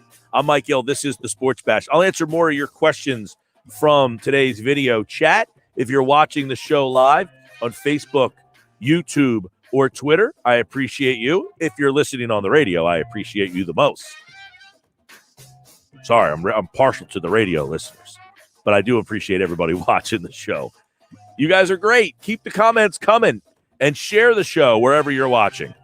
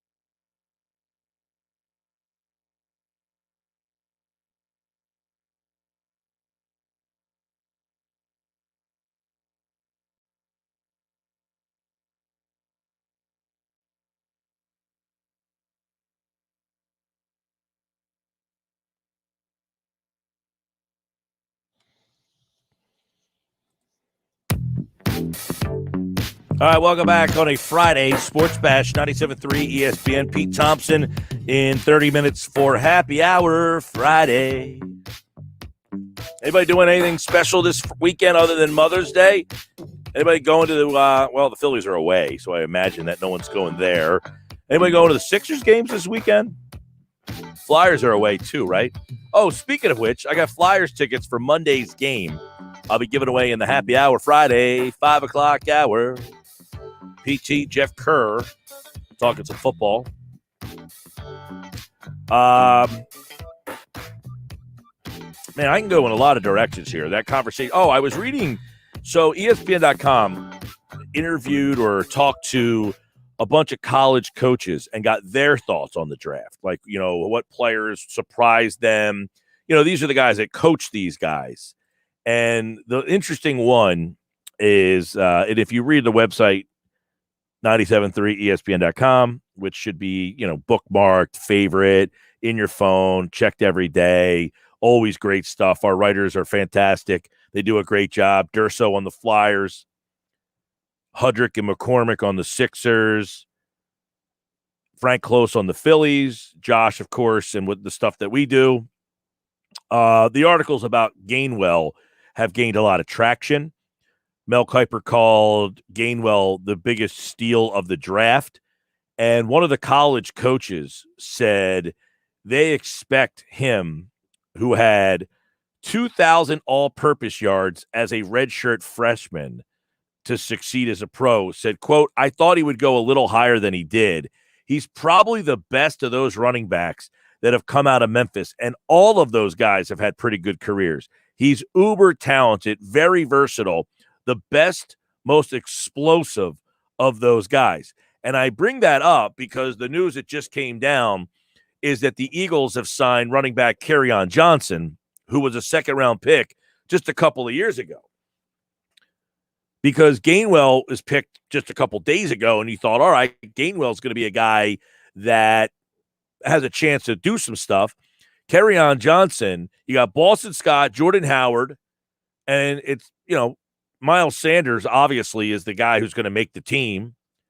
Boston Scott, Jordan Howard, Kenny Gainwell, Adrian Killins, and Elijah Holyfield, and now Kerryon Johnson. So I'm interested in the new coaching staff, how they view Miles Sanders. Do they look at Miles Sanders as a two-down running back and that the third down back is going to be one of these guys? Miles had some drop-itis last year, had some stone hands last year, if you think about it. And remember, he did not catch the football very cleanly. He's an explosive player catching the ball when he does. But Kerryon Johnson, who his rookie season looked like he was finally going to be the running back that the Detroit Lions have not had since Barry Sanders.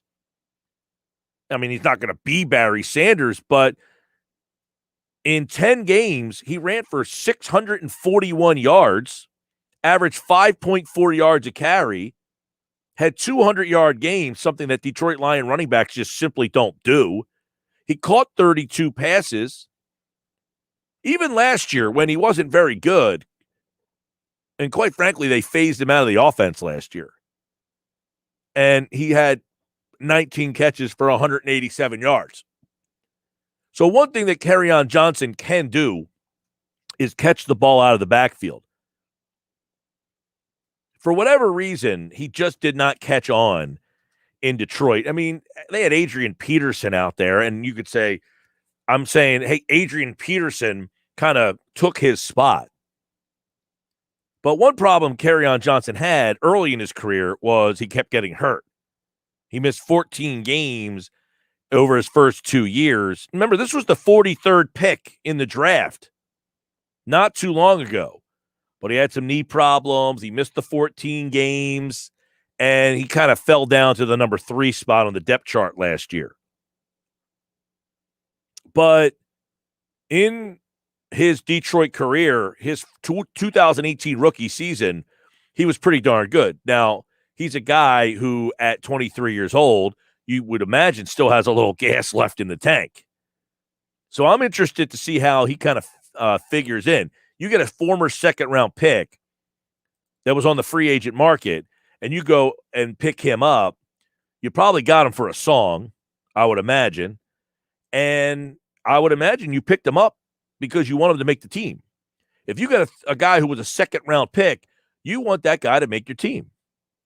So Jordan Howard they signed, Boston Scott, Kenneth Gainwell. You wonder, is one of those guys in some trouble? Are one of those guys the guys battling with each other? Like I asked Andrew, is Gainwell, Boston Scott, and Kerryon Johnson battling for one roster spot? Do you keep 4 guys on the roster? Do they still have Corey Clement on the roster, by the way? Right, he's not active on the roster. He's just kind of last year he was signed and ended up getting hurt again. But I would think that he's not in the plans. I would think the guys you're looking at is, if you keep 4, Jordan Howard probably is your short yardage, goal line, sniff around the goal line. And then you have Kerryon Johnson, Boston Scott, and Kenneth Gainwell almost battling for one spot. The other guys on the team are Elijah Holyfield. Jason Huntley's the other guy I forgot. And Adrian Killens. Huntley was a guy that did some return game stuff last year. So, interesting signing of Kerryon Johnson today, who I know this question will come up, and the answer is no, he does not return kicks. He does not return punts. From my recollection, anyway, I do not believe Kerryon Johnson is a kick return guy, but was an explosive player at Auburn. If you remember him at Auburn, he was, he got, put it this way, to be a second-round running back, you're pretty darn good, because that's suggesting that you're a first-round talent, right? Because people just don't want to draft running backs in the first round. So for you to get drafted 43rd, most people like you a lot. They just don't think that they don't want to waste a pick in the first round on a running back. 609-403-0973, 609-403-0973 over on the text board. And, of course, you can always jump in on the text. And if you're watching the show live video, 97.3 ESPN. Kerryon Johnson is a big back, 5'11", 212. Yeah, well, you're right. He catches the ball out of the backfield pretty well, but he could also be in battles with Jordan Howard. Maybe he's the guy who's between the tackles, sniffed out those short yardage guys. I always looked at Kerryon Johnson more of a, I don't want to say like the third down scat back, because that's obviously, but catching the ball out of the backfield. I remember him in Detroit that first year. In fact, in 2018, Detroit Lions, was that the year? Well, the one year they played the Eagles on Thanksgiving Day and shellacked them. That was Chip Kelly was still the coach. But 2018, did the Eagles play? No, they did not. All right. There was a year, it must have been, it wasn't 2019, I don't think. 2016, that was the first year, but Johnson wasn't there on that team. He got drafted in. Oh, yeah, they played in 2019. Right, they played at Philadelphia, and that was the game that, oh, man, in 2019, Detroit won that game here. Right, that was the game. Man, what happened in that game? I'm thinking of a game from a couple of years ago. The 2016 game that you're talking about, that was the game that Ryan Matthews fumbled the ball. They were trying to run out the clock, and he fumbled the ball. But the game that happened in 2018 or 2019 that was Kerryon Johnson's second year in the league. I feel like I remember him doing something in that game. I'm getting because I was at the one game in 2016. I was at that game when Ryan Matthews fumbled the ball. Yeah, Kerryon Johnson in that game, he scored a touchdown. He had 20 carries, 36 yards, and a touchdown in that game. And caught one pass for 7 yards. But that's right, he scored a touchdown. Now, when was that touchdown? he scored the touchdown to make it 14-10 Lions. He scored that second touchdown of the game. All right. So, all right, I was like, I remember Kerryon Johnson scoring a touchdown against the Eagles, and I couldn't remember. Obviously, it wasn't the 2016 game. He wasn't on the team then, but it was the one they played in 2019, his second year in the league. He had a 1-yard touchdown run. So you're right, Jalen, that he could be kind of that guy that maybe competes with Jordan Matthews for the job. 609-403-0973. Text board, 609-403-0973 on the text board. Matt Kelly says, Mike, you're so right. That's always nice to hear. Our O-line is going to be back, and they had a real good one also. Yeah, the Eagles' offensive line should be pretty good if healthy. There's no way that we can sit here and say they're going to be healthy, but as I chronicled earlier in the show, I don't have any worry about Brandon Brooks being healthy. I think he'll be fine. Lane Johnson, I have minimal concern. The guy I have most concern about is Kelsey. He's 33. He's been banged up a lot. He's played 16 games, 7 out of 8 years. So I just kind of feel like maybe this is the year. Sayamala got hurt last year, so it's a possibility, but I'm not the guy that says, hey, you get hurt, you're always hurt. There are guys who get hurt, miss time, and then don't get hurt again. There are other guys that get hurt perpetually. What else we got here? There's a lot of questions on the video board today. I'm almost like overwhelmed by the amount of questions here. I like this one. Murphy Brown, who was the guy who before was like, they're not drafting a tight end. Well, when they traded out of the 6th spot, yes, they're not drafting a tight end at 12. Thank you. You're an Einstein on that. And by the way, you're right. At 6, they weren't drafting a tight end because the tight end wasn't there at 6. He went at 4, which tells you what? If he was there at 6, he wasn't going past the Eagles. I mean, come on, dude. You're smarter than that, I think. I mean, probably not, but if Kyle Pitts was there at 6 and the Eagles drafted at 6, he wasn't getting past 6. The Eagles traded out of 6 because they didn't think they could get Kyle Pitts. So, yes, they were not drafting a tight end. They would have had the tight end been there and available for them. Manny Milo is watching. What's up, Manny? He says, blue chip player Landon Dickerson is definitely a blue chip player, has a chance to be a top 5 lineman in the league regardless of position. I don't think he could be a top 5 lineman at tackle. He could probably start at right tackle. But I don't think he's a top 5 lineman at right tackle. Interior, probably at guard and center. The man is 6'6", 335 pounds. Mauler, just born to be this. Like Landon Dickerson was born to play Alabama offensive line and then dominate in the NFL. Now, there's been other Alabama. Who's an Alabama offensive lineman that has made it? Who's like an Alabama offensive lineman? Like Chance Warmack. People thought he was going to be the best road grader. You know, he's just that perfectly built guard, and he stunk. But I feel like this guy is almost built too good, and he keeps getting hurt. He's had the ACL and the ankle problems. He had that tightrope ankle surgery, which is the same surgery that Lane Johnson had. Sports Bash this hour brought to you by Prop Swap. Sell your sports bets, take your profit, find out how. PropSwap.com. Download the PropSwap app today. Who's the best offensive lineman from Alabama right now? Are they like offensive line you? Definitely not. I feel like Alabama offensive linemen turned into busteronis. That's the one problem with Landon Dickerson that I can, not that, like, what do they say? Scout the player, not the helmet. Man. Busy Friday. Pete Thompson in 14 minutes. I got Flyers tickets next hour for the season finale against the Devils. Stick around. Sports Bash.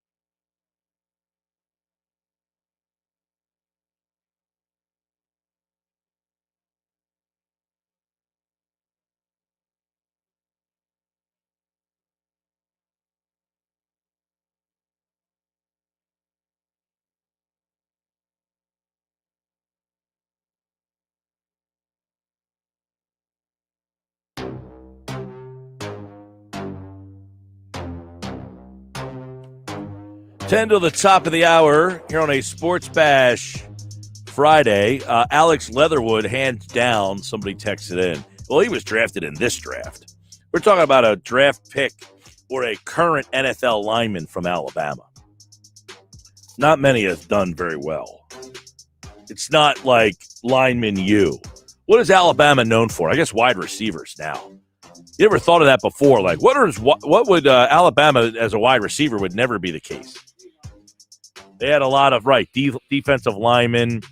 Now they're like wide receivers every year. 2 in the first round this year, 2 in the first round last year. You had Calvin Ridley that was drafted in the first round like 4 years ago by Atlanta.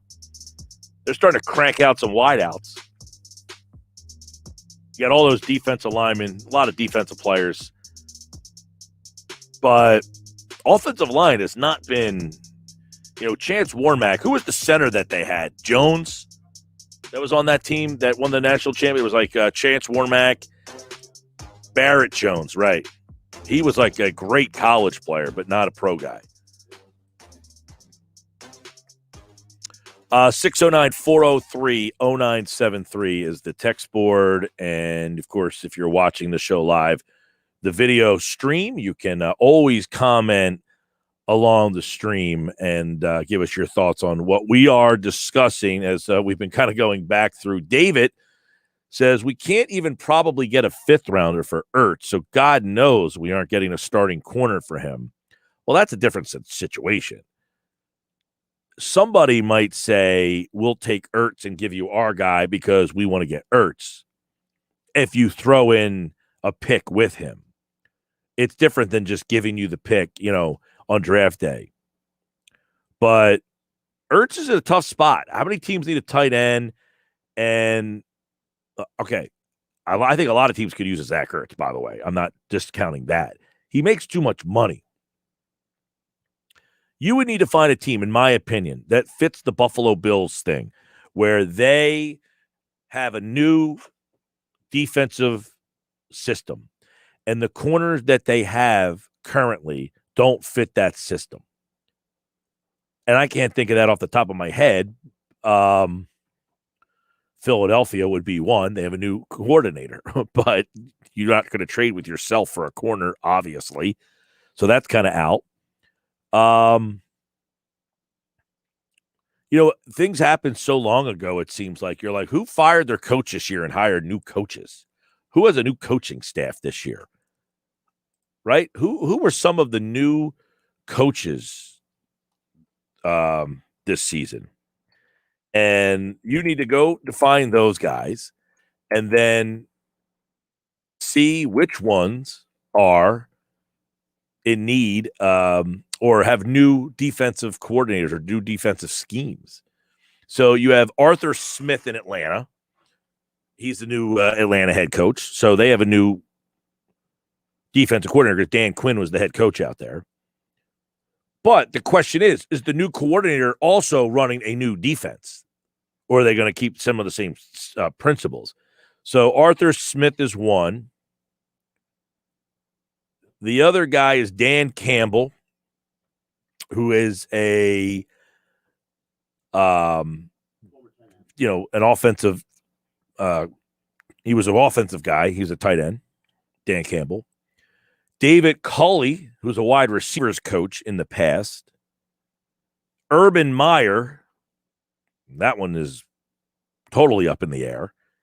I would imagine that Urban Meyer is not known for his defensive acumen. Richard Salah is the Jets' new coach. Brandon Staley is the Chargers' new coach. I think that might be Robert Salah, by the way, is his name. And that is it. They are the new coaches. So those are the teams that would most likely have, because they have new coaching staffs, that might have a player that you might be able to target because they have new systems, possibly. Most of them should have a new system. I would think the Jets are going to have a new system. Robert Salah, defensive guy. There's a possibility, though. Joe Douglas, Howie Roseman. Hey, Joe, Zach Ertz. The problem is, do the Jets have a corner? Yikes.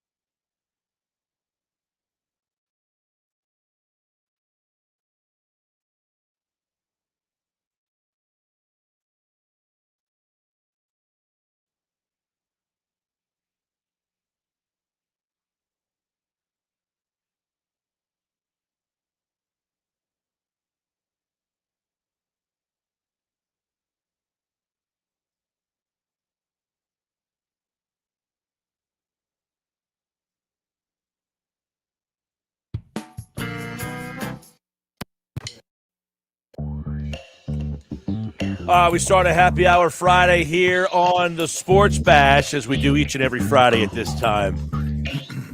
Now, this is funny because Pete Thompson will appreciate this story that I will tell. And I will tell it here in a minute. But I just want to remind you guys out there that the Sports Bash is brought to you by Clark's Moving and Storage in South Jersey for your next local or long-distance move. Clark's Moving and Storage is your first call. They're dependable and always show up online at clarksmoving.net. You know, the girl who sold that, Clark's Moving, Rachel, her last day was today, and I'm very sad about that because she was very good at her job. And, you know, it was disappointing to see her leave. And that was her client, and I don't know whose client it is now, but Clark is very good because I used them to move me. Good luck, Rachel. Hi, Mike. Good luck to Rachel. Yeah, it's sad when people move on, but happy for them and sad for us. I will never let you move on. Thanks, buddy. I'll never let you move on. Wherever you go, there I will be. Unlike the Phillies, I will not give you the stink eye. And when you're gone, I will give you the stink eye if you try to leave. That's what I will do. Right. Well, you know, I'm not going anywhere. You got me. I'm in. You had me at hello. Well, I don't feel like there's a lot of competition. Is there anybody else offering PT happy hour Friday and Tuesday with Thompson?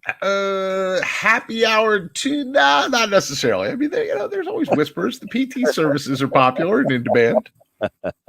I got a funny story that you, of all people, will appreciate. All right. I like funny stories for a Friday. I had lunch today with my father. Oh, I saw a picture. He's got a beard, right? He's had one for a little while. Well, I didn't know that. We're in the middle of a pandemic, if you didn't know. Yeah, well, I mean, I shaved. You always shave. That's true. I don't like the mustache. Some people have decided that. Now, I would like to see you try to go with the beard. Maybe next winter I'll give that a whirl. Like everybody is now like just. I'm not going with a beard in the summer. No way. No, I mean, but I do. But yeah, well, but you already have it. It's existing. You're used to it. Yeah. So I'm having lunch with my father today. All right. He says to me, you know, hey, I feel like I might have upset Josh at the party. Okay, more, please. I'm like, how is this? You know, okay. He says, you know, I walked up to him and I said, hey, you're the world famous Josh. And he said, Josh looked at him as if like, why am I world famous? And I tried most people will be flattered that somebody recognized them or knows who they are, right? Right. Well, I tried to explain to my dad that Josh would probably take your comment quite literally and wanted to actually know what he did that would have made him world famous. But my dad was just making a figurative speech like, you're the world famous Pete Thompson. Yeah. No, you're not world famous. You're not world famous. I got some continental reach. A figure of speech of like, I don't know what else to say. So you're the world famous Joe Smith. Right. And then Josh looks at him and says, I'm not known in Peru. Nobody knows me in Chile. Well, no, he said, well, what did I do to make me world famous? And my dad said, so I'm sorry if I upset him that I said that to him. That's so funny. Your father is a good man. You please tell him that I said who also we saw while we were having lunch? Who? At the usual place, I assume. Yes, we were sitting outside, and a gentleman by the name of Gene Allen walked up. Oh, I love Gene Allen. Yeah, right? Wasn't that a nice deal that they did for John, and rallied together for him? Yeah. I have a good John story as well. Oh, do tell. So when it was Friday, this is where we get them out. When I was like 12 years old, I'm playing football. I used to live in Ventnor, right? Okay. And I was 12. I grew up in Ventnor, and I played for the Ventnor Pirates. And back then, there was a decision to be made. If you played for Ventnor, where were you going? Holy Spirit or AC, right? Mm-hmm. So after every game, I may have ran for 150 yards and 3 touchdowns, Pete Thompson, and John would walk up to me and say, Holy Spirit, AC, AC, AC. I'd almost recruit you to go to Atlantic City because you were deciding between where you were going to go to play football, Holy Spirit, right. AC. Unfortunately, I don't even know that Ventnor Pirates even have a team anymore. If they do, it's not quite the same as what it was. They need to find a way to put like John in an AC Hall of Fame or something like that, or give him some honorary recognition. I was reading that story. I always just remember that he would come up to me after all the games and ask me if I was going to Holy Spirit or AC, and I didn't have the heart to tell him I was moving to Linwood or move. Yeah, you would be. The option was C. Neither. I have been asked many a times if I didn't move, what my choice would be, and I haven't revealed that, and I will reveal it right now on this very show, Peter. I'm ready. A drum roll, please, Josh. A world famous producer would have that drum roll ready, but yeah. Well, it's obvious I would have gone to AC. Aha. Yeah. My whole family went to Spirit. You know me. Yep. I would have done the exact opposite. Most of my friends went to Atlantic High. I would have been an Atlantic High guy. I got bad props for the High. Anybody that goes to the Atlantic High and gets their education there, I got bad props for it. And the athletic programs are second to none. And you get John with it. I mean, the only comparison I could maybe give to John and his loyalty would be, remember Bob O'Hara? Remember Coach O'Hara at Holy Spirit? Yeah. And Coach wasn't like a real coach. Like, by the time I met him, he was long retired, but Coach would get a technical in the basketball game or in the football game. The officials would be giving him the stink eye, and they'd be like, "You got to get your coach back." And there'd be Jay Connell or somebody at Spirit going like, "Geez, he's not even on the staff. Like, why? Well, come on, we got to move this guy back." All right, it's a Friday. It's a happy hour Friday with the PT. Yeah, I do remember, but he never came to the Ventnor Pirate football games and tried to get me to play for Holy Spirit. Right, not like John. That is why I would have elected to go to Atlantic High. Yeah, there you go. So the coach at Atlantic High at the time was Bobby Weiss, who was also the guy who was my driving instructor. Yeah, Bobby Weiss is a good man. He was at the thing for John the other night too. They were showing John the love, as we are right here by talking about it. Yeah, you brought it up. It was good pull out of you. I did read that article. Was that a Mike McGarry piece, right? It was a Mike McGarry special, yes. But I had seen it on social media first. I mean, in fact, so much so that sometimes. No, I'm saying it could be cryptic. Like, I gotta forbid. I thought you was sick or something like that. And I said, well, what happened? And then I got the details. Some morons jumped them or whatever. So, all right, Peter, I want to ask you. The Phillies had a 4-game sweep. Yeah, it was great, wasn't it? Okay, but there's your reaction. So, has that made you get excited about this team all of a sudden? They're in first place. My answer is depends on who's pitching. Are we getting Nola, Wheeler, and Eflin, or is it the also rans? I won $5 from Billy Schweim the other day because I said no way was Chase Anderson going to be able to get the job done, and he didn't. That was, I guess, 2 weeks ago now, and then Billy paid me last week. So, that was the easiest $5 I ever made. The Phillies, I don't know if you saw the notes for tonight. It's Eflin versus Morton tonight in Atlanta, and they were comparing the big three now of Nola, Wheeler, and Eflin to when they had Halladay, Cliff Lee, and Cole Hamels. And the numbers are fairly similar. Nola has a 2.89 ERA, Wheeler 2.83, Eflin 3.49. Halladay was awesome, 2.19. Lee, believe it or not, was 3.69. He was kind of the outlier in it, and then Hamels was 2.66. But you had a big three then in 2011, and then you had a big three a decade later. But yeah, it really depends on who's pitching. Am I buying in? It depends on who's pitching. Although I will say this, they did finally win a game by more than one run. By winning 2-0, they finally won a game by more than one run. That was crazy how many games were finishing up with these one-run games. Well, and I will say this, the impressive part about that, Peter, is the fact that they were winning these one-run games, and it was almost different every single night how they were doing it. You had the starting pitching pitch well in some of the games. The bullpen the other night with Matt Moore and Enyos de los Santos come in pitching the 7th and the 8th inning. That wasn't on the script, I'm sure. Right. The game where they messed up the lineup card. David Hale had to go in there, and he was terrible, right? Right, but you had the one, and then Neris had to throw 40 pitches, so he wasn't available for 2 days in a row, and they still got 1-run wins. I know a lot of people don't love Neris, but to get 2 1-run victories without your closer available, that says something. They got a 2-0 win with a complete game shutout from your starting pitcher. So it has been an interesting wild ride, but as we know now, they got to go on the road for 9. But I will say this, I looked at all the divisions in baseball yesterday. The Phillies have the 3rd most wins in the entire league. One team, Oakland, has 19 wins. A handful of teams have 18, and Philadelphia with 17 is next. Now that I did not know, and I think because it's 17 and 15, and because the division's so close, and but the point I'm making, Pete, it's the whole league is like this. So every division, the leader is 3 or 4 games over, and everybody from top to bottom, a handful of teams,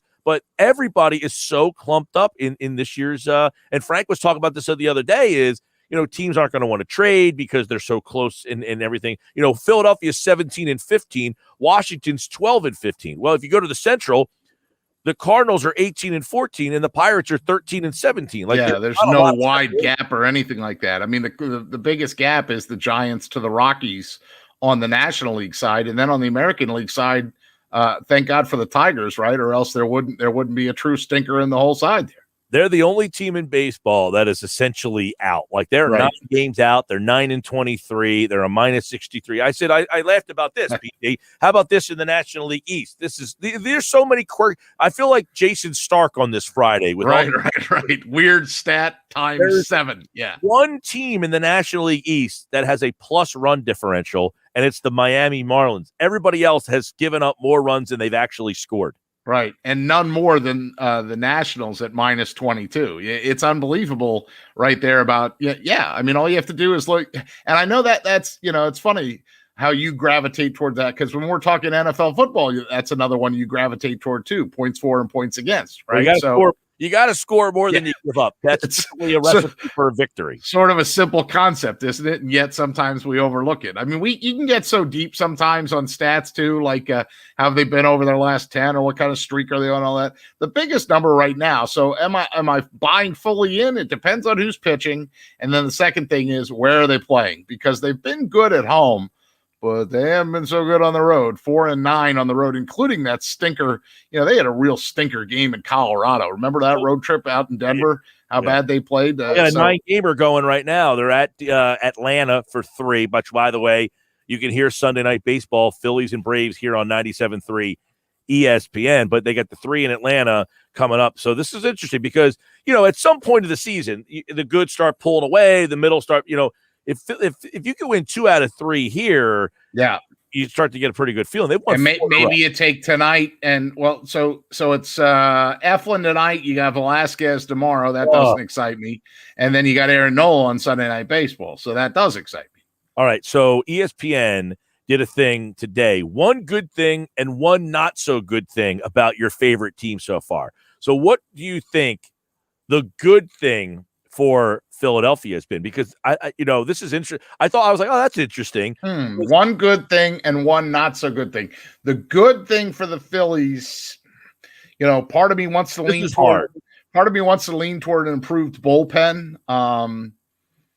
Part of me wants to lean toward, that both JT and Didi, being able to sign them. I don't think either one of these are fair.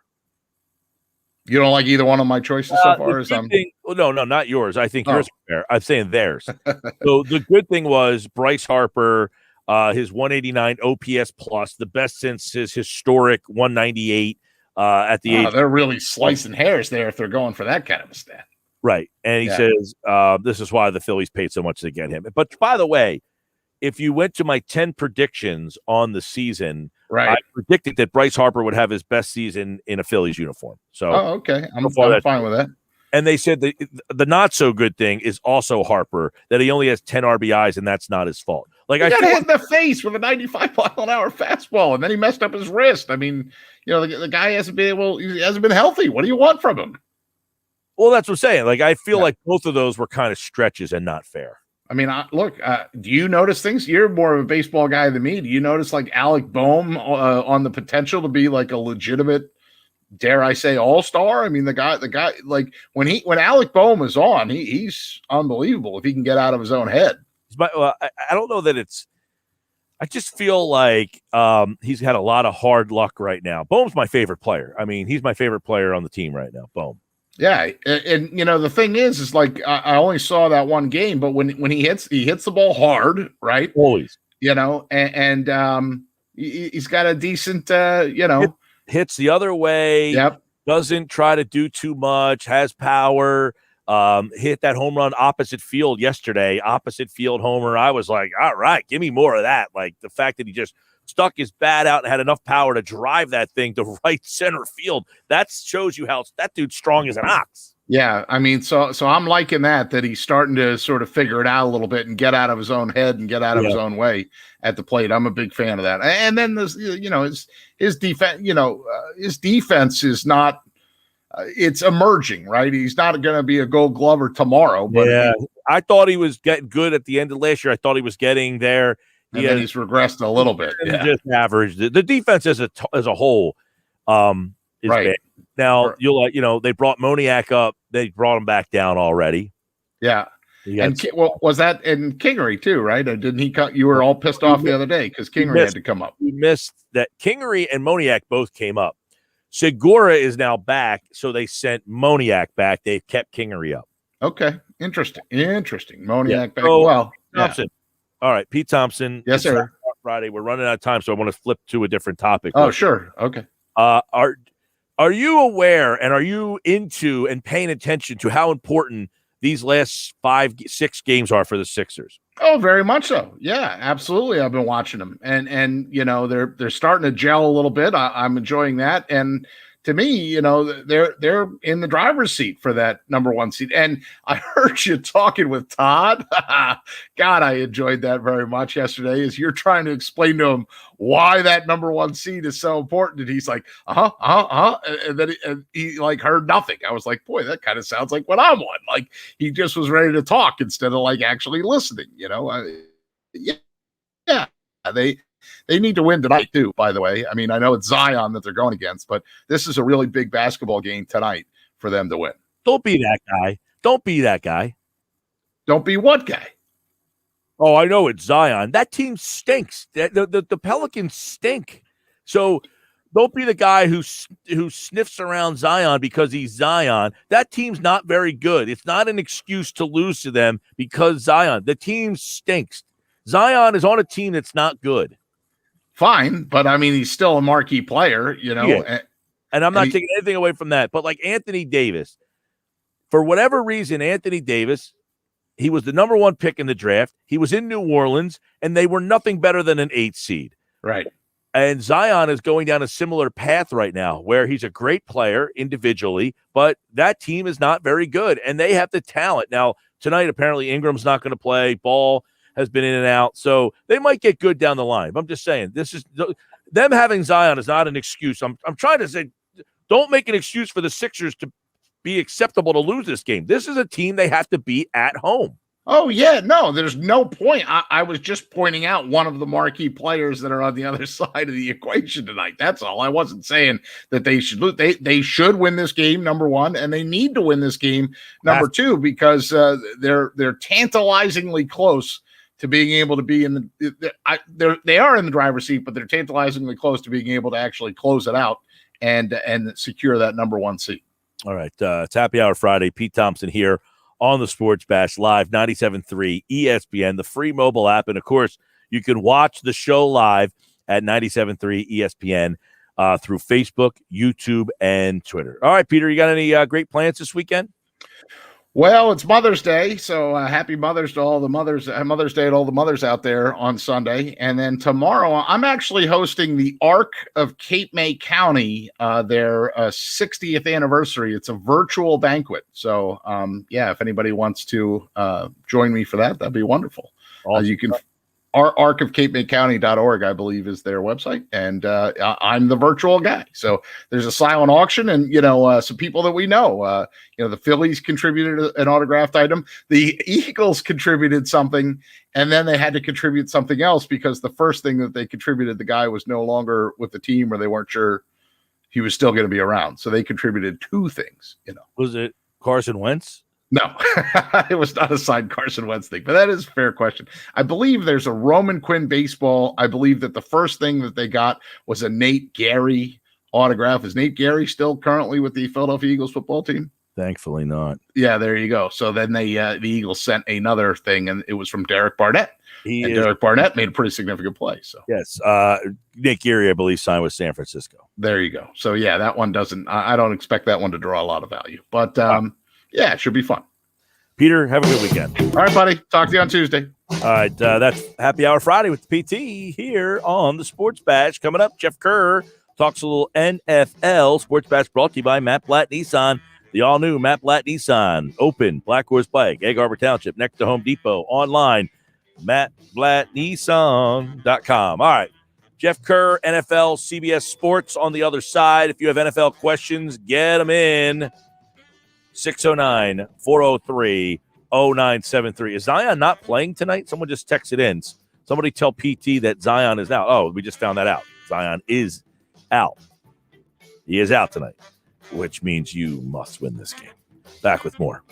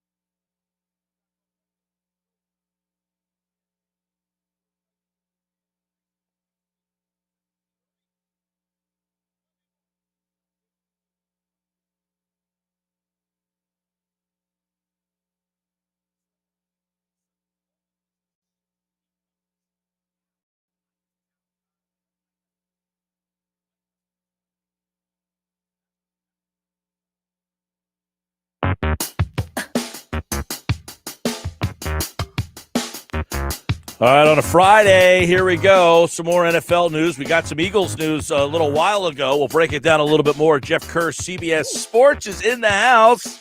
Woohoo! We've reached the Friday Jeff Kerr segment, which you never know where this might go. Here we go, Jeff Kerr. The Eagles being busy today, doing some due diligence. I'm interested in your take on this. Kerryon Johnson is released by the Lions a couple days ago, picked up by the Eagles. And I found this to be interesting because they drafted Kenneth Gainwell. They signed Jordan Howard. So what's the fit here? Well, Mike, I definitely didn't expect to be talking about Kerryon Johnson an hour ago. And I just wrote the story up for CBS to see where he fits. And honestly, he could be the number 2 running back in this rotation. I mean, look, you got Miles Sanders. He's the clear number 1, no doubt. But the Eagles definitely want to spread the ball around and limit his touches as much as they can. That's why I think they brought in a guy like Kerryon Johnson. So you got him in there. You got Boston Scott. You got Kenny Gainwell. You got Jordan Howard. I mean, someone's going to be obviating out here. I don't think it's going to be Gainwell. I don't think it's going to be Boston Scott. And I don't think it's going to be Kerryon Johnson either. So it looks like, Jordan Howard, Adrian Killens, and those guys, I don't think they're going to be here. Well, it's funny. Pro Football Focus put this out. The 2 highest graded pass blocking running backs since 2016. Number 1 is Jordan Howard, and number 2 is Kerryon Johnson. So they have added guys who can protect in the backfield. And Kerryon Johnson and Jordan Howard are both bigger, 210-plus pound guys. So you wonder if they're battling each other for a roster spot. Do they keep them both? I found it to be a very intriguing signing today because of the style. Yeah, I did too. And look, the whole pass blocking thing is great, but what I like about Johnson is his rookie year. Before he had the knee strain, he was one of only 10 running backs to have over 100 carries and average over 5.4 yards per carry since the merger in 1970. That's pretty impressive. I think that it's only 10 of them. And I know Thomas Rawls is on that list, and we know Thomas Rawls is out of the league, but there's some good running backs on there, like Franco Harris, Adrian Pearson. There are some good running backs. So this kid is talent. He's only, 24, 25 years old? He's only going to his 43. Yeah. How old is he? 23. 23, yeah. See, he's not even that old yet. I mean, he was the 43rd pick, which essentially says, hey, we don't draft running backs in the first round, but you're that good that we want to take you at 43 overall. And we know the Lions running back situation has been a mess. But as you mentioned, his rookie year, he had a lot of success, almost 700 yards, caught the football. Then he had these knee problems. So that's the thing. How healthy is he? Is that one of the reasons why he hasn't been able to crack their rotation? Because they had Adrian Peterson running the ball there last year. Yeah, last year he was like the number 3 running back for them. I remember watching a couple Lions games late in the year. I remember I did the Week 16 game against Tampa Bay, and I'm thinking to myself, wait a second, Kerryon Johnson? Are you kidding me? Like, he can't even get on the field right now, even in a blowout? Like, this is ridiculous. And, that's when I kind of did the Lions. There was maybe something up with him. Maybe he was just the 3rd string running back on the depth chart, but it didn't look like he was coming back to the Lions. I was kind of shocked they didn't release him earlier, but, kudos to the Eagles. I mean, the guy's worth the $2.02 million I think he's going to get, since the Eagles picked up the last year of his contract. I guess it's only 1.3 million against the cap for them. So it's worth taking a flyer on. If he can be a good number 2 running back behind Miles Sanders, and who knows if Miles Sanders gets hurt again, this guy is, pretty much next in line to receive feature carries right now. I don't think the Eagles want to rely on Boston Scott and a 5th-round rookie to do that. Yeah, so the fit there is, more depth, competition, and a guy who has a lot of talent. So it should be interesting. And you know what it shows me is that Philadelphia is still looking to improve this roster. I thought that was an interesting part of this is, hey, here's a talented guy. Take a flyer and bring him in because we want to keep adding talent. That tells me they want to keep adding talent if it's out there. That means, to me at least, they're going to at least try to sign a cornerback if they see one fit. Or, as we talked about on Wednesday, trade for a cornerback. I think that's ultimately the route they're going to do. But you're right, Mike. They are ultimately looking to make this roster better. They aren't satisfied. Even though they were deep at running back, now they're really deep at running back. Now you got 7, 8 guys that could probably make a football team, and only 4 is going to make it. I still think Jordan Howard has a place in this league. It just may not be with the Philadelphia Eagles. Adrian Killens, great addition to a practice squad, but it doesn't look like he'll make this roster. There's Jason Huntley. I mean, Jason Huntley was a talented running back last year.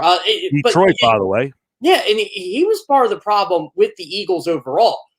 I mean, really, Huntley was a fine player, but the Eagles were a 4-win football team for a reason, and he was on that. So, maybe Huntley finds his footing somewhere else. Maybe he finds it on the Eagles practice squad. But again, all of a sudden, a position that was really weak 2 months ago is deep. All right, Jeff Kerr, CBS Sports, the NFL. Steven Nelson, Garyon Conley. We talked a little bit about these guys. Richard Sherman. I think Brashad Breeland was another guy. Is it more likely you sign one of those or trade for one? What's the better scenario for Howie Roseman and the Eagles? I think there are better options on the trade market. We just don't know who's out there on the trade market. We don't really know who's available. I mean, really, the Eagles' best option was Kyle Fuller. They just couldn't pay for him. I mean, $9 million a year was too much. And, a lot of people want them to go cornerback in this draft, but maybe the Eagles have another plan. Again, this 2022 draft is so rich in talent, and the Eagles have 10 draft picks. I can see them parting ways with a second or third round pick to get a stud cornerback in the year. I don't even want to say a stud, but a more than capable NFL starting cornerback next to Darius Slay. So if they do that, I'm all for it. Of the free agent guys, Sherman would be nice, but I just don't think he fits what the Eagles are trying to do. That's the problem. I think he'll stay out on the West Coast, or if he goes anywhere, he'll go to the New Orleans Saints if he doesn't go back to San Fran or back to Seattle. I don't think he's going back to San Fran. I know he's open to a Seahawks reunion, so that would be interesting. Brashad Breeland has experience in the NFC East. I wouldn't mind him as, again, he's a capable starter. It's not like he's terrible, but you got to wonder what the injury problems are there. Those are probably the two best options on the free agent market. So, and again, they were interested in Garyon Conley a couple years ago. I don't know. I just think if they're going to go get a cornerback, I think trading a draft pick is the safest route at this point. Yeah, and I was looking earlier, so people were asking, who can they trade for? Because a lot of people have said, you can't. It's hard to trade for a starting corner. The way they got Darby a couple of years ago, Jeff, was that team got a new defensive coordinator, and the coordinator didn't think Darby fit in their system, which made him expendable. Who fits that bill? Well, off the top of our heads, I don't know, but I'm looking at the new coaches in this league, and one of them is the Jets. And Joe Douglas and Howie Roseman know each other's phone number pretty well. I just don't know what Jet corner, and by the way, there's been a lot of talk like, hey, Joe Douglas, maybe he wants Zach Ertz for his new quarterback, Zach Wilson. So I'm just trying to connect some dots here, but I don't know, that scenario that happened in 2017 where the new team, new coach didn't think Darby fit their system. That's a really long shot to try to find something like that happen again. Yeah, it is. And really, the Jets are probably the only team you could think of off the top of the bat. The Dallas Cowboys have Dan Quinn as their defensive coordinator, but why would the Cowboys help the Eagles and trade? No, that's not going to happen. Hey, I said they're not trading on draft night, and I was wrong. I ain't wrong about this. They are not saying, hey, you want one of our – and by the way, what corner on that wretched defense would anybody want? That's what I said, too. The Detroit Lions could be another one, but who would want any of the Lions corners? They were terrible. And the Lions aren't trading the number 3 overall pick from a year ago with Jeff Good. They're just not doing that. So there really isn't anybody that's worth getting unless the Eagles can find a way to maybe, I don't know, trade with the Cardinals, I guess. But why would Vance Joseph want to trade any of those cornerbacks? They're already having problems trying to get guys to play man there. So it's going to be tough. It really is. I feel like it's going to be like a veteran who's an odd man out that got outplayed by a rookie. It might have to be when Darby came here, and that was the third week of training camp. Yep, and I'm just, again, for the listeners out there, if you want to start combing some of the rosters, I would look at the teams that have new head coaches who might have brought in a new defensive guy. I said, who did that? Philly. You can't trade with yourself. So you're kind of stuck in that situation because Jonathan Gannon is going to run a different defensive scheme. Like when Russell Douglas was with Philly, he didn't fit Jim Schwartz's defense really per se. He went to Carolina, fit their defense a little better. Now I think he's in Oakland. Sidney Jones did not fit the Philadelphia defense, went to Jacksonville and fit that defense a little bit better. Now here's one for you. Could the Eagles possibly bring a Sidney Jones back? Because Jacksonville all of a sudden has an abundance of cornerbacks now. I'm just wondering here. Maybe he works in, again, it's the same environment, but it's a different system. It's a different coaching staff. You never know. They could take a flyer on a guy like that. I mean, they're at least familiar with the guy. Makes some sense. He would make sense. I just don't know if how that works in terms This isn't baseball. We'll say that. Right. Well, and making trades in the NFL at this stage of the offseason doesn't happen, right? I mean, you just don't see trades happen in May in the NFL. You would be waiting. You're going to probably be waiting. Now, people on the video chat over here, Kyle Dubray says Stephon Gilmore will be an Eagle. I'm calling it. We've had a couple people mention Gilmore to the Pats that they don't want. Why would the Patriots trade him? Do they want Zach Ertz? But again, I know he's not happy there, but do you give up that much of an asset? Can the Eagles afford that contract? That's what I'm looking at. Yeah, if they don't, if Gilmore and New England are having some friction, and you can get in, that New England has struggled last year with the tight end situation, right? The tight end situation has been atrocious for years, ever since Gronk left or Gronk retired. I mean, Matt Lacoste and Ryan Izzo just. Yeah. But Matt LaCroix. I always say his last name wrong, but yeah, him and Ryan Izzo, they just don't get the job done. So yeah, maybe Zach Ertz could be a piece for them, but even the Patriots have traded before. This isn't new. Both guys 30, right? I think Ertz is 30 and Gilmore is also 30. It's not an off the wall. Hey, we need a corner. You need a tight end. We'll throw in we'll throw a draft pick in there. It's not off the wall. I don't know. I feel like New England, Bill Belichick still has this winning mentality, and I feel like Stephon Gilmore gives him the best chance to win. The Patriots just don't give players away. And if they do give players away, that's what makes me worry about a guy like Stephon Gilmore. Is he good anymore? Yeah. All right. Jeff Kerr, CBS Sports, and Kerryon Johnson signs with the Eagles today, a second-round pick in 2018, running back. So they add to the running back room there. And look, I think another part of that is, Jeff, Nick Sirianni, the message when he spoke was competition, even to the point where people went crazy that he wouldn't announce who the starting quarterback was because his message right. Well, his message is competition. And I think this is a move that stresses that more competition. And one thing I'm interested, okay, this is where I kind of want to get your thoughts on adding the competition, but also, does this kind of say they don't think Miles Sanders is a 3-down player?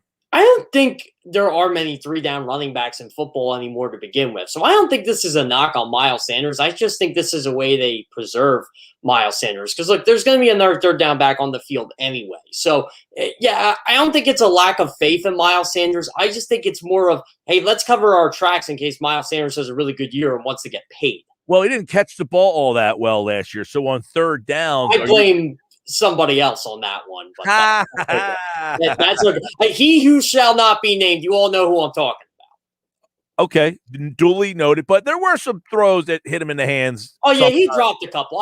I'm not saying that. I'm just going by a certain guy's past history, right? Not throwing balls accurately to running backs. You are right. Okay, I want to throw this scenario at you because I have been the one reflection on the draft that I go back to is, could Philly have made the trade that New York made, right? And I don't know if you read the piece at The Athletic that talked to the executives that threw that out there, that Eagles had all these different roads and paths they could have gone down, one of which was stay at 6 and draft somebody up there. I don't care for that path. I'm okay trading back. But the one to the to the Bears, that one sticks in my head. But another thing they said, an executive when asked about Dallas, was Dallas might have had the same option, but had to decide between the Bears trade and the Eagles trade, and they opted to go and get Parsons rather than go back to 20 and take whoever they have got there. But they only got a third-round pick from Philly. They would have got a first-round pick if they did that. So do you think that Stephen Jones is sitting there with 2 offers, one from Philly and one from Chicago, when it was his turn to pick? I just think Stephen Jones said, look, we're not passing up the opportunity to draft Micah Parsons, the best defensive player in this draft, and we'll take Philly's offer and gain an extra third-round pick off of that because we believe in our draft board and we believe in our guys, and we can still get our guy at 10. At 12, and that's what happened.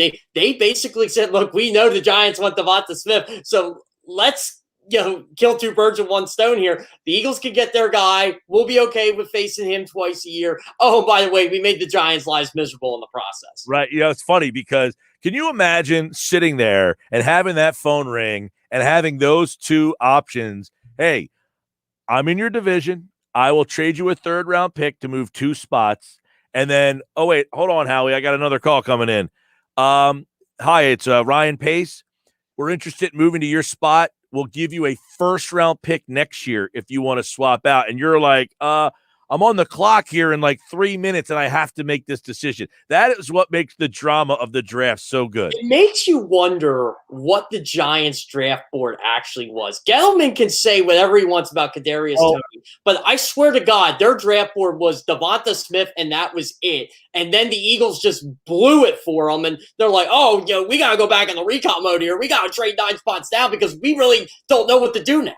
ESPN did that article about. They basically talked to the coordinators. Yeah, I saw that. And the guy said that the Giants were livid when Devonta Smith. I just wrote a story on that, coach, actually. When what he was saying, it's like, yeah, they like Kadarius Toney, but from what reading between the lines, it just didn't seem like he was even a thing until they traded down and had to regroup. It was like they, okay, we lost the battle. We got to make sure we don't lose the war. And they got the extra 1st-round pick, and I'm sure they're happy about that. But they just seem like the team that they want Devonta Smith. And from what I know, the Eagles wanted him too, and they knew they had to jump the Giants together. Yeah.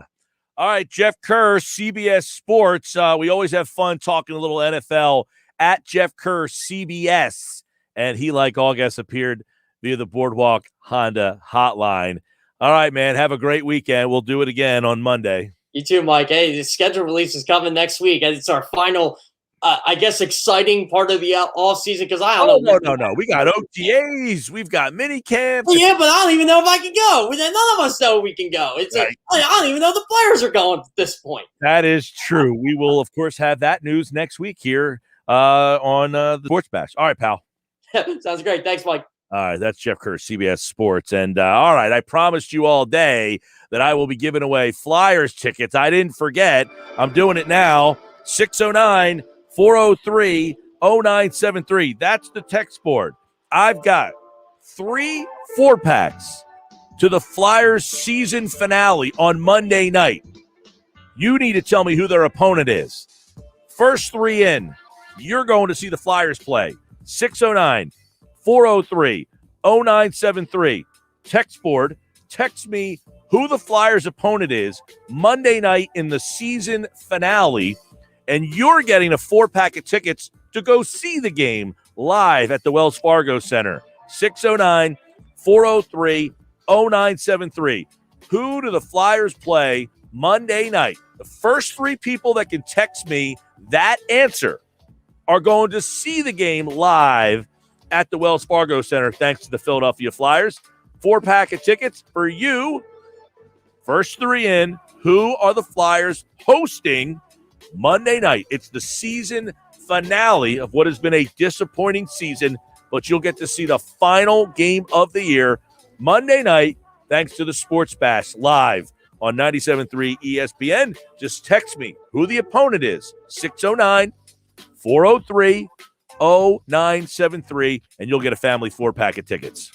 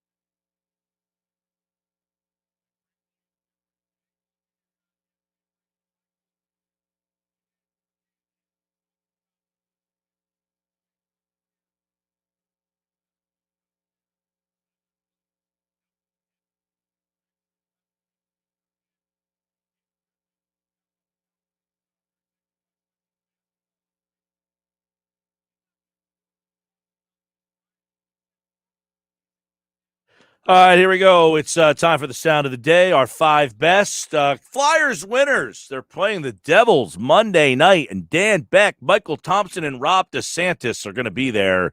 Congratulations to them. They were the first 3 who got in. They are winners of a family 4-pack to see the Flyers play Monday night at the Wells Fargo Center. So congratulations to Dan, Michael, and Rob. You're going to see the Flyers on Monday night at the Wells Fargo Center in Philadelphia. Yes. All right, here we go. Let's get the sound loaded, locked. I can't guarantee that we will get through all 5, but we will do our best here. Sal Paolantonio joined the show earlier today. He had this to say in regards to Zach Ertz. He's not the player that was, in my opinion, one of the best tight ends of football during the year that they won the Super Bowl, and he made those miraculous catches during the Super Bowl against the Patriots. He's not the same player, but I don't think he's somebody you just willy-nilly discard. And, if there was a market for him, he would have already been traded, but it looks like there isn't. A lot to unpack from that. Not the same player, no market for him. Are these accurate depictions of one Zach Ertz? I think there's truth in what Sal said, but I think that some people might hear those things and take them too far. There's a little bit of a measure when it comes to these things, Mike, and that is, one, it's not that there's no market for Zach Ertz, it's that there's no market for what the Eagles wanted in return for Zach Ertz. So they're two different things. Also, they wanted a 3rd-round pick. Right. Also, yes, nobody is the person that they were or the athlete they were 4 years ago. It doesn't mean Zach Ertz is washed up. It just means he's no longer a number 1 receiver in a team's offense anymore. Yeah. It doesn't make him all of a sudden unproductive. I think that, if things were differently last year, he would have been much more productive. But because of the Wentz stuff and because of his injuries and because of a lot of other things that were out of, control of some people, and also his handling of the situation and the Eagles' handling of his situation with the contract, I felt that there was just too many things that led to a bad situation. All right, Sal Pal. This one's very interesting. I want to get into this one a little bit more. The quarterback doesn't turn it over at a record rate. And Carson Wentz was in many cases the 32nd ranked quarterback last year. If Jalen Hurts is the 20th or the 18th ranked quarterback and doesn't get sacked as much or get turned the ball over, the team will dramatically improve very quickly. I have said this a lot. If you just had mediocre quarterback play, you don't win 4 games. You might win 8 games last year, even with all the injuries, as bad as they were. If Wentz was just mediocre, the team would have been mediocre. Is Sal Pal right? Do they just need to have mediocre play to be a mediocre football team? Sal Pal's right, man. Listen, Wentz lost you 3 or 4 games by himself last year. By himself. And those 3 or 4 games would have theoretically won you the division. And then maybe Doug Peterson is still the coach here. And then maybe Carson Wentz is still the quarterback here. And maybe we wouldn't have the chaos that we've had for the last few months. All if Carson Wentz wasn't I have to be a hero. I'm going to force this ball to Zach Ertz on the sideline with the Bengals cornerback standing right there. I almost like the alternative better. That all that happened. Disaster struck. Everybody overlooks you. You're really not as bad as everybody thinks. You end up with a player like Devonta Smith. And this man. I'm impressed by all the accolades that come out of Alabama and elsewhere about Dickerson's leadership ability. And, for the matchup, we really studied him. And I agree with a lot of those offensive linemen who have been on the air talking about him, that this guy, if healthy, could be a major mauler, in the Lane Johnson, Jason Peters, John Runyon kind of mold, and could be the linchpin of the team for years and years to come. But it is a major if, big if, capital I, capital F. It is a big if, but Landon Dickerson really could be the start of rebuilding this offensive line. And you know what? I'm going to name you 2 guys. They were oft injured in college who went on to have great careers in the NFL. Their names are Anthony Munoz and Orlando Pace. Now, I'm not promising you Landon Dickerson is going to be a Hall of Famer, but I'm just saying there's a precedent for guys who were injured often in college as offensive linemen who went on to have long NFL careers. Don't forget, Mark Schlereth had 27 surgeries in his career, and he was in the NFL and won, what was that? 4 Super Bowls? Yeah.